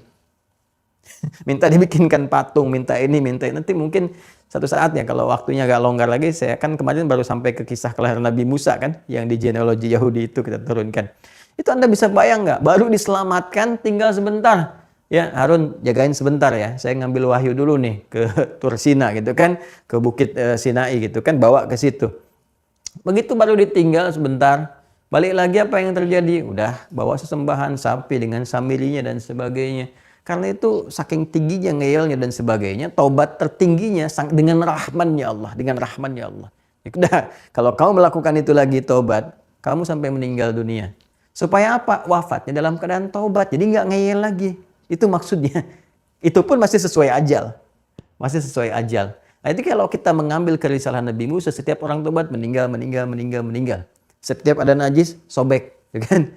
Makanya saya sering bercanda dengan mengatakan tuh kalau ada pakaian masih disobek lagi tuh umatnya Nabi Musa nyasar ke zaman kini gitu. Karena kita itu sangat dimuliakan. Ya, dipikirkan sederhana. Tinggal hilangin kan. Satu, cuci sampai bersih sehingga hilang warnanya. Itu kan? Kemudian hilang baunya dan hilang rasanya, gitu kan?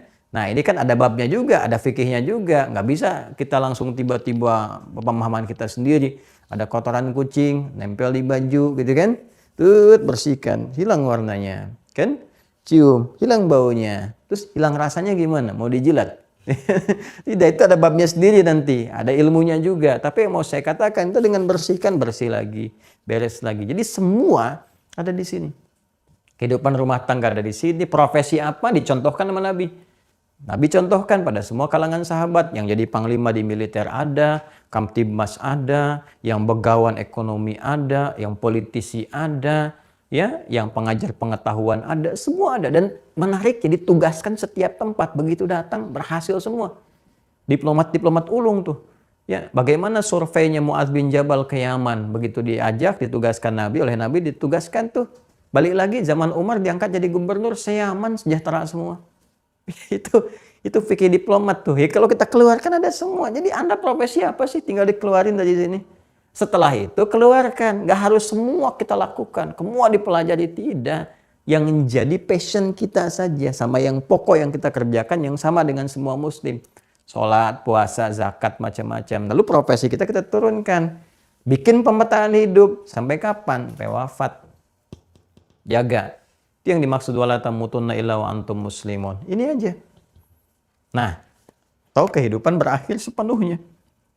Ya, kehidupan berakhir. Berakhir. Ini penting dikuatkan terus, diyakinkan, gak boleh ragu. Sebab kadang-kadang begini, sudah yakin tahu begitu, ya kan? Masih nggak siap-siap juga. Itu tipikal di antara tipikal kemanusiaan yang mengikuti tipu daya setan tuh. Ada demikian. Sudah tahu salah gitu kan, masih dikerjakan. Ya, itu di antara jahalah namanya. Sifat jahalah itu salah satu maknanya itu. Ya. Sifat jahalah itu salah satunya begitu. Ada yang memang tanpa ilmu, ada yang sudah tahu dikerjain juga. Es batu ditiupin gitu kan. Ya udah tahu dingin apa masih ditiupin juga karena ada asap kan bukan panas gitu ya. Jadi udah tahu salah dikerjain juga. Ya, udah tahu bohong itu salah, bohong juga. Udah tahu bikin hoax itu keliru, dibikin juga. Ya, itu sifat dasar. Makanya nanti ketika Allah menerima tobat disebutkan sifat ini karena ada yang nggak tahu atau memang tahu dikerjakan, tapi masih diterima tobatnya kalau dia mau berubah. Itu ada di Quran surah keempat ayat 17. Quran surah keempat An-Nisa ayat 17. Innamat taubatu 'ala Allahi lilladzina ya'maluna as-su'a bijahalatin. Ya. Bijahalatin thumma yatubuna min qarib. Ya, sungguh taubat yang diterima oleh Allah Subhanahu wa taala adalah taubat karena satu kesalahan dikerjakan karena jahalah ini. Ya, karena nggak ada ilmu, makan makanan, nggak tahu kalau yang dimakan daging babi atau nggak tahu hukum babi seperti apa dia makan. Enak juga ya, enak makan, itu kan diterusin nih, itu kan haram. Nah, begitu tahu dia, ya Allah, taubat ya Allah, merasa nggak enak, merasa apa, pengen dimuntahkan, pengen macam-macam, udah selesai, kan? Macam-macam dia bertobat, tinggalkan lagi. Nah itu jahalah. Atau udah tahu memang salah, dikerjain juga, seperti ada yang saya contohkan. Dusta, tahu dusta itu salah, dikerjakan. Tahu berselisih itu salah, masih berselisih juga. Tahu mencela itu salah, masih mencela, dan itu jahalah namanya. Tapi kalau mau bertobat, menyadari itu keliru, ya itu diterima oleh Allah. Sepanjang tidak ditunda-tunda, disegerakan. Ya, salah siang, siang itu bertobat. Jangan tunggu malam, karena boleh jadi sore udah wafat. Ya. Nah ini teman-teman sekalian, kalau kita harus yakin, menguatkan. Suatu saat kita wafat. Terus diyakinkan ke dalam diri kita, suatu saat kehidupan berakhir. Apa sih yang mau dikumpul-kumpul gitu kan? Apa sih yang mau dituju-tuju? Nah, akhirnya kita tahu esensi kehidupan. Dengan adanya pembahasan yaumul akhir, kita memahami esensi hidup. Ini. Terus kalau Anda terus kumpul-kumpulkan harta, mau sampai kapan? Sementara kehidupan aja berakhir. Apa yang mau Anda kumpulkan lagi? Buat apa? Ya. Tapi kalau kita paham esensi kehidupan, dikumpulkan itu untuk menghasilkan sebuah hal yang berkualitas. Oh, saya ngumpulkan ini supaya bisa zakat, cari bekal, supaya bisa infak, supaya bisa sedekah, supaya bisa mendesain tempat yang memudahkan untuk sholat, untuk bisa jamaah di rumah juga kalau nggak sempat ke masjid karena alasan tertentu yang dibenarkan syariat, macam-macam. Ya, arahnya itu spesifik. Jadi berkualitas kehidupannya, punya esensi. Ya, substansi hidupnya jelas gitu kan. Tapi kalau kita nggak paham tentang ini, akhirnya dunia ya begitu aja. Dan nanti bahayanya setan masuk. Oh, udahlah, kehidupan besok kan belum jelas. Yang meninggal aja nggak ada kabar sampai sekarang. Emang ada yang balik lagi mengatakan kepada kamu, kehidupan begini-begini, udah kamu jalani nikmati yang sekarang. Wa ma yuhlikuna illa dahru, nggak ada yang menghancurkan kita kecuali masa aja. Itu kan bahasa jahiliyah dulu. Ya makanya udah bos, nikmati aja yang sekarang. Besok gimana nanti, kita aja belum tahu besok gimana gitu kan. Yang ada aja yang sekarang, itu bahasa setan tuh. Hati-hati. Kan? Nah, itu hati-hati teman-teman sekalian. Pada akhirnya apa? Hidup jadi nggak berkualitas. Cuma ria, sum'ah, foya-foya, macam-macam. Mabuk-mabuk, ini, itu, dan sebagainya. Nggak ada kualitasnya. Meninggal, selesai. Apa yang dikumpulkan? Nggak ada maknanya. Ya, silahkan cek semua. Kali-kali mainlah ya ke kuburan tuh. Bukan ke alam kubur. Kalau ke alam kubur kita nggak bisa gitu kan. Ke kuburan. Kuburan coba lihat-lihat tuh. Satu-satu. Ada nggak yang paling besar tuh kuburannya tuh? Misalnya satu kuburan sendiri. Ya taruhlah misalnya 2 hektar gitu kan. Cek 1 hektar. Atau berapa ribu meter. Hanya untuk tahu aja. Di situ dikuburin nggak dalamnya sama rumahnya yang paling mewah itu. Yang berhektar-hektar lahannya. Ya kan? Ada nggak masuk ke situ handphonenya, keluarga kalau kangen miss call atau video call dengan alam kubur? Nggak ada. Tetap tidak ada. Jadi kadang akhirnya ketika kita melihat makam, melihat kuburan, oh satu saat kita kesini ya, masuk ke sini gitu. Oh ternyata yang saya kumpul ini nggak dibawa. Pada akhirnya hilang juga. Dan dunia kan begitu seperti saya sampaikan. Kalau nggak dipakai dengan perbuatan, dia rusak sendiri. Karena sifatnya begitu, dana. Rendah, hina, hilang, rusak. Jadi kalau nggak digunakan rusak sendiri. Ibu beli jilbab, biarin aja bu. ya, sampai 10 tahun, simpen aja sama ibu tuh. Rusak sendiri. Gelas dibiarin aja, sampai sebulan kotor sendiri. Itulah dunia. Jadi dunia itu bisa berfungsi kalau ada perbuatan di situ. Perbuatan itu disebut amal. Ya. Nah, di amal inilah turun satu ukuran, bisa pahala penilaiannya, bisa dosa. Jadi di sini aja dunia itu terkait dengan ini. Kalau ke sini soleh, ke sini salah. Tinggal pilih yang mana, amal soleh, amal salah. Ini semua yang terkait dengan dunia itu yang menentukan perbuatannya, bukan perangkatnya. Kalau perangkat itu cuma ujian untuk bisa memaksimalkan ini. Coba Anda beli apapun, kan pada akhirnya kan interaksi dengan kita, dengan benda itu yang dinilai. Ini jadi amal. Mau mobil sebagus apapun, tetap fungsinya kan dipakai jadi perbuatan. Ya, Anda kalau cuma beli mobil diliatin, gitu rusak sendiri. Ya kan? Panasin, ya beli Ferrari, balapan sama taksi, bising-bisingan, macam-macam dan sebagainya. Itu kan amal, perbuatan. Cuman tinggal dipilih mau yang mana, jadi soleh atau jadi salah. Nah, itu akan jadi berkualitas ketika kita sadar bahwa apapun yang kita kerjakan pada akhirnya selesai. Karena kehidupan pun akan berakhir. Kita akan berhadapan dengan wafat, dengan ajal, kita melihat, oh, berarti kalau Allah menitipkan nikmat ini kepada saya, pengetahuan, saya harus gunakan dengan amal. Bagaimana pengetahuan jadi amal? Dengan mengajar, supaya ada pahala-pahala, gitu kan? Oh, Allah titipkan kepada saya harta benda. Berarti apa nih supaya punya kualitas esensial? Kita petakan. Ada apa aja nih supaya ini berubah jadi esensial? Ini petunjuknya. Balik lagi ke simpul yang keempat. Balik ke simpul yang ketiga. Ada apa saja penggunaan harta sehingga menjadi amal yang berkualitas. Lihat, di Al-Quran dibentangkan ini loh, menata harta kamu. Jadi ada manajemen harta. Kalau di bisnis, cara dahsyatnya Allahu Akbar. Cara mencarinya disebutkan. Potensi tempat mencarinya begini. Cara mencarinya begini. Setelah didapatkan, cara mengeluarkannya supaya berkualitas seperti ini. Anda temukan di Islam. Detail sekali. Bahkan ini pun diatur cara beraktivitas. Bangun tidur aja udah ada bimbingan. Ini cara bangun tidur seperti ini. Masuk toilet begini. Keluar toilet begini. Mau berangkat kerja, kaki yang melangkah begini. Berjalan, berpakaian seperti itu semua. Supaya punya kualitas. Detail sekali. Detail sekali. Ya. Nah ini yang mau saya katakan. Jadi pembahasan tentang ini melahirkan kualitas hidup ya. Yang apa? Yang esensial. Yang penuh dengan makna. Ini bagian pertama. Kemudian menghadirkan kesadaran yang paripurna. Supaya tidak larut dalam kehidupan dunia. Karena kita mengerti dunia ini akan berakhir, makanya nggak ada pamer-pamer, gitu kan? Ya, nggak ada istilahnya kesombongan yang ditampilkan dalam berkehidupan dunia. Karena apa? Yang sombong dengan yang nggak sombong meninggal juga. Mau sombong ya habis juga. Kalau udah kiamat mau ngapain lagi sombong? Itu kan habis semuanya tuh. Apa yang mau disombongkan? Jadi begitu tahu, akhirnya perlombaannya mengarah kepada apa? Mengarah kepada hidup yang berkualitas. Perlombaannya ke sini. Dari sini diarahkan ke sini. Ini jalurnya ke sini, ke soleh. Ya. Perlombaan sibak kalau dalam konteks fisikal. Ya. Istibak kalau usaha kita kuat untuk berlomba. Ya, mengumpulkan kebaikan-kebaikan. Kebaikan itu khair kalau disifati dan bentuk jama jadi khairat. Maka kita kenal dengan istilah ya istibaqul khairat. Kalau dijadikan sebagai kata perintah, fastabiqul khairat. Quran surah kedua Al-Baqarah. Ayat 148. Baik. Ada?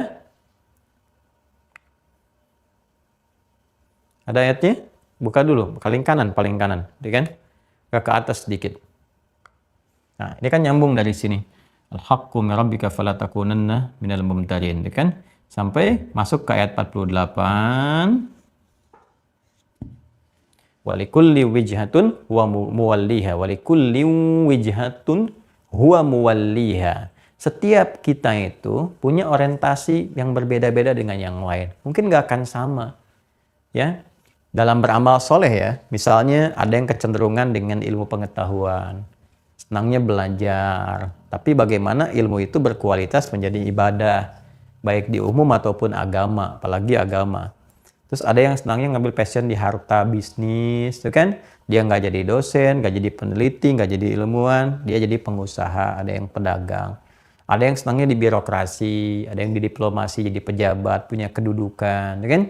Ada yang nggak senang dengan harta, dengan ilmu, dengan kedudukan, dia senang pakai tenaga aja, dia mengabdi dengan tenaga. Kan di masjid dia mengabdi dengan suaranya, dia azan dan sebagainya, kan? Kalau istilah tuh manusia aja, kalau udah meninggal sama aja semua pengen jadi almarhum, kan?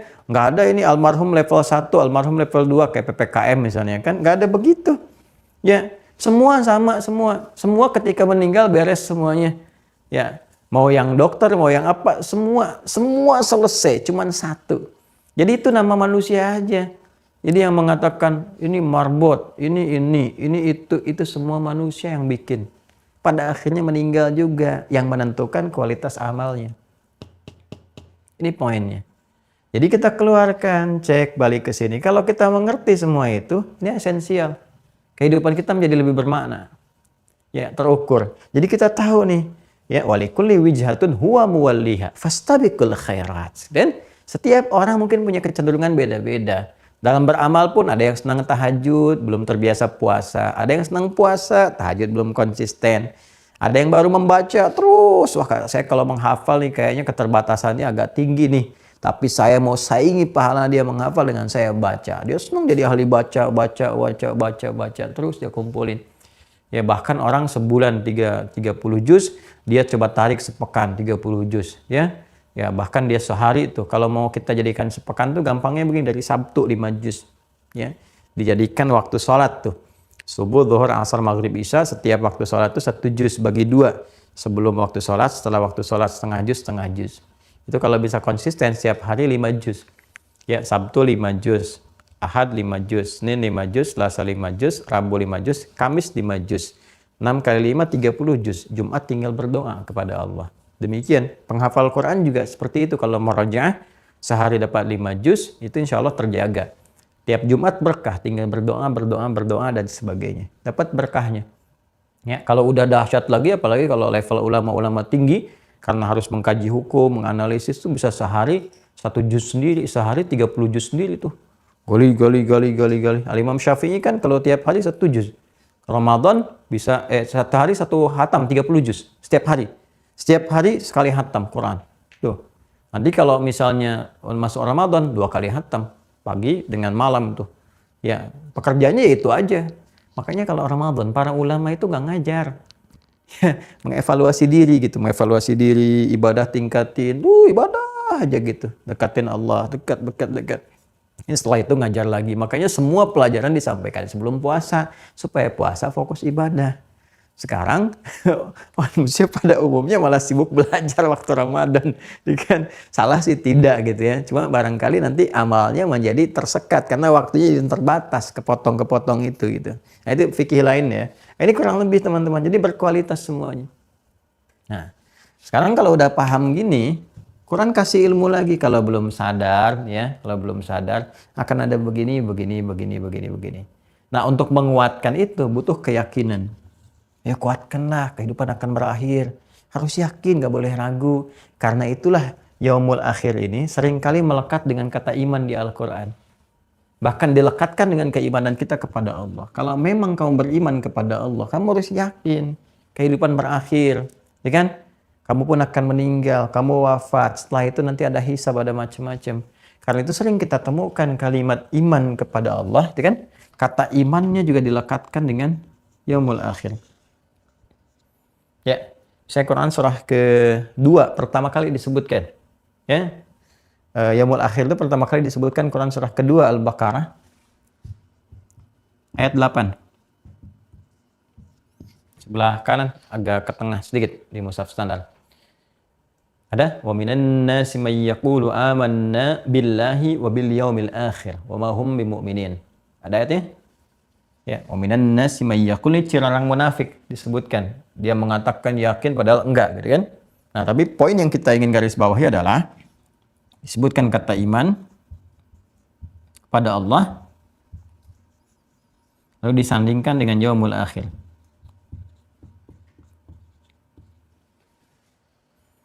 seakan memberi kesan begini, kalau kamu yakin memang, yakin kepada Allah, yakin bertuhan kepada Allah, menyembah Allah dibuktikan, yakin Allah sebagai Tuhan, keyakinan itu harus sama dengan kamu meyakini yaumul akhir. Lekatkan pada jiwa kamu, jangan sampai goyah. Karena ini perintah Allah. Yakin, kalau kamu yakin kamu meninggal, kamu akan main-main. Kalau kamu yakin kamu akan wafat, kamu akan lebih berkualitas dalam berkehidupan. Dunia ini sederhana, kalau kamu bukan meninggalkan dunia, dunia yang meninggalkan kamu semua. Habis gitu. Harus yakin itu. Karena itu kita temukan sering kalimat yaumul akhir bersanding dengan iman, iman, iman, iman, iman, iman. Ya? Nah, itu rumus pertama dari Al-Quran. Jadi kalau kita ingin melekatkan konsep ini dalam kehidupan, maka iman itu tanamkan.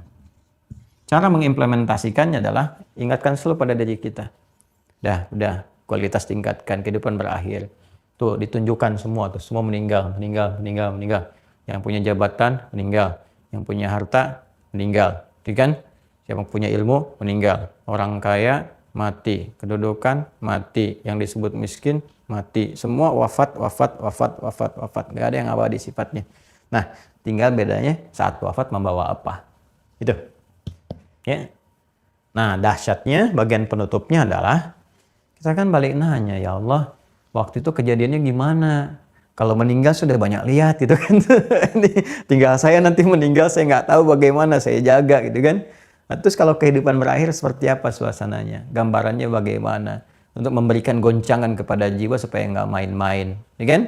Dan sebagainya. Terus waktunya seperti apa? Kapan? Bagaimana? Gitu kan? Dari segi waktu, kejadiannya bagaimana? Setelah itu ada apa? Karena ada akhirat nih. Ya, bagaimana keadaan akhirat itu, sifat-sifat keadaannya seperti apa setelah kehidupan berakhir? Ada apa? Bagaimana? Dan seterusnya. Nah, insya Allah pembahasan itu kita akan lanjutkan esok hari, teman-teman sekalian.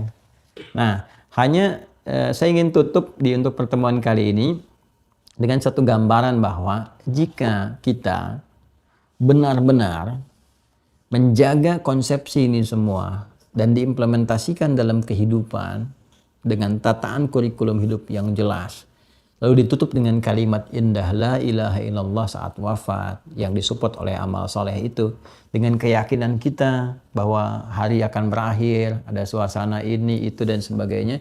Apa yang terjadi teman-teman? Indahnya adalah Nabi menyampaikan jaminan surga baginya. Itu lisan Nabi ya, bukan lisan Adi Hidayat, lisan Nabi itu. Itu ada nanti dalam salah satu kitab kita punya nih.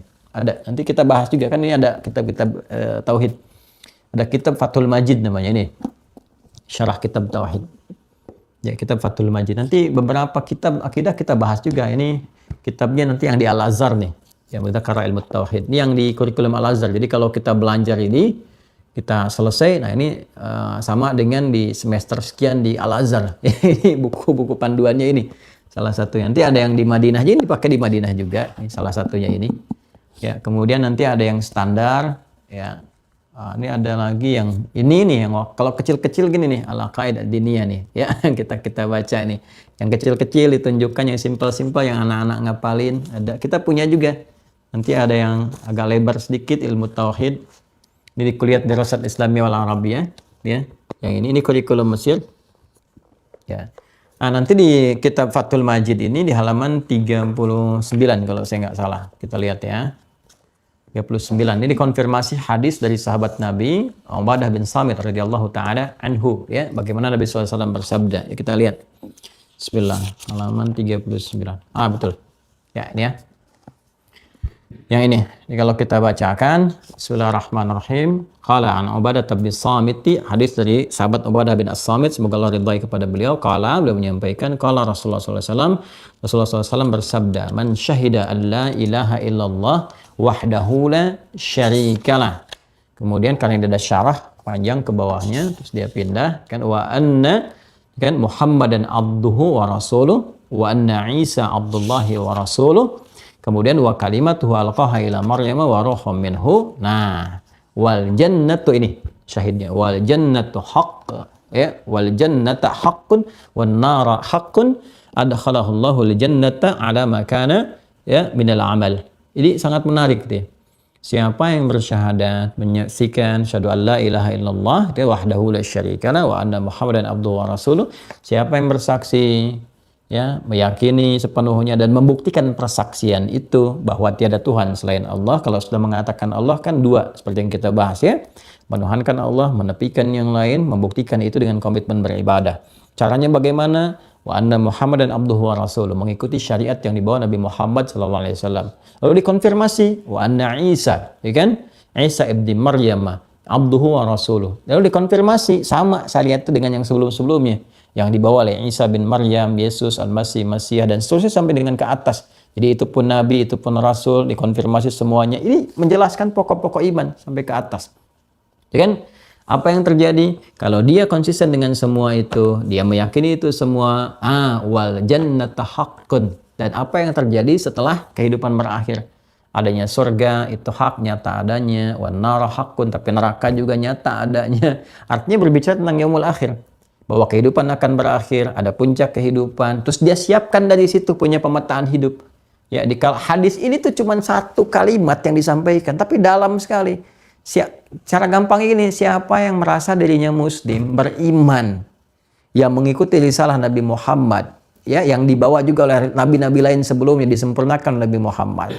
Setelah itu dia memetakan kehidupan, ya, dengan petunjuk yang dibawa, karena dia yakin saat akan meninggal, dia pengen masuk surga, terhindar dari neraka. Dia nyiapkan kurikulum kehidupan. Siapa yang mengerjakan itu, adkhalahullahu al-jannata ala ma kana minal amal.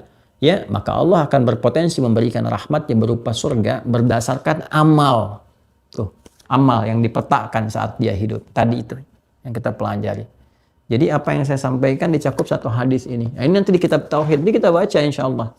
Ya, jadi saya ingin sampaikan yang pokok dulu. Yang diajarkan Nabi itu 13 tahun, kita rumuskan berapa video, kita kumpulin tuh, berapa SKS tuh.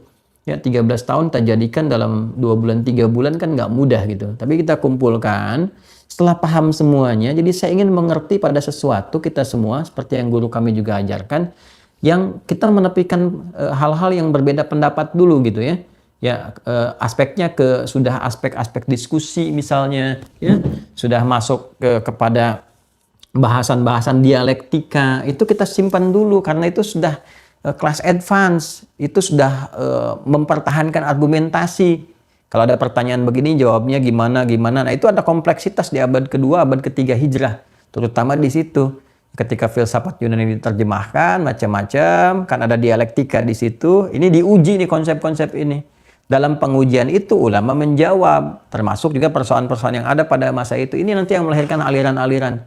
Ya, termasuk nanti juga ada pengaruh di fitnah kubra. Ya, secara politik, kondisi politik, sosial pada saat itu, termasuk keilmuan, ini mempengaruhi, ya, dinamika perjalanan-perjalanan sehingga muncul kitab-kitab dan aliran-aliran sampai kekinian. Dan kita nanti punya ilmu untuk mengkantar itu semua. Mana yang benar, mana yang semua berada di ranah kebenaran, cuman cara mengungkapkannya beda karena beda-beda zamannya, ya kan?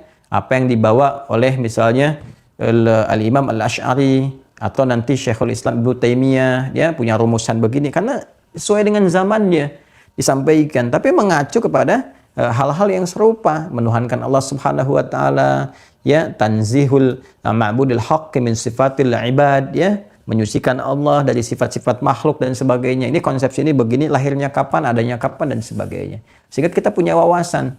Ya, jangan sampai nanti kehidupannya mengelompok, jadi asabiyah, fanatisme terhadap kelompok atau hal tertentu tanpa sadar bahwa sesungguhnya apa yang dibawa semua itu awalnya adalah kemudahan-kemudahan.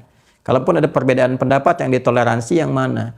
Ya, yang berbeda yang mana? Jadi semua harus sama di masalah pokok. Kalau ada yang masalah yang furu'iyat seperti di fikih. Jadi akidah juga punya mazhabnya sendiri, fikih punya mazhabnya sendiri. Ya, di mazhab ini kita harus tentukan yang benar yang mana, yang menyimpang yang mana. Di fikih kan begitu juga.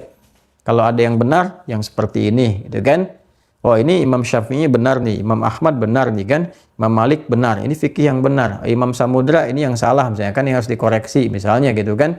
Ada yang macam-macam. Jadi semua ada babnya sendiri. Di akidah juga begitu. Oh, ini pendapat yang ini benar nih, cuman cara menyampaikannya konsepnya berbeda karena zamannya seperti ini.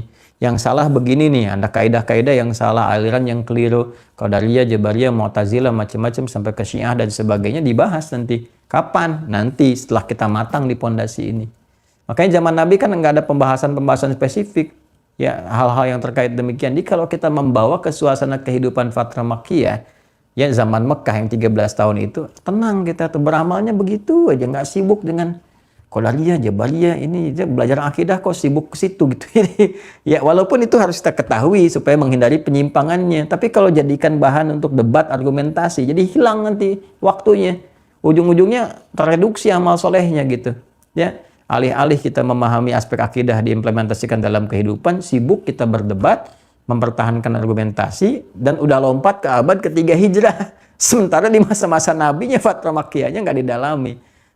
Jadi kita bisa menilai dengan lebih bijak nantinya dan menghindari hal-hal yang tidak penting, berdebat pada yang tidak penting dan sebagainya. Konsisten pada kebaikan-kebaikan dan saling mencintai, ya khususnya antar sesama muslim, juga umumnya dengan umumnya yang lain dalam kehidupan dunia, tentu dengan siapapun dalam kehidupan berkemanusiaan. Tampilkan adab kita yang baik dan semoga Allah ridha dengan itu semuanya. Jadi ini pembuka untuk pembahasan Yaumul Akhir. Demikian. Terima kasih. Allahumma taqabbal minna innaka antas samiul alim wa tub alaina innaka antat tawwabur rahim.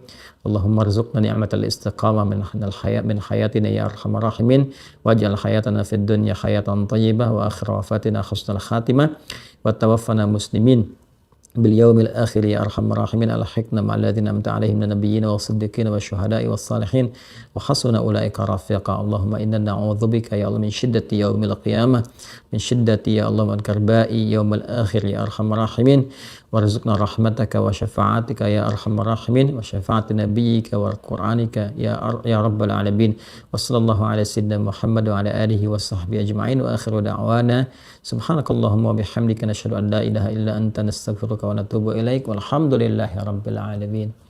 Terima kasih. Saya mencintai Anda semua karena Allah. Maafkan saya. Assalamualaikum warahmatullahi wabarakatuh.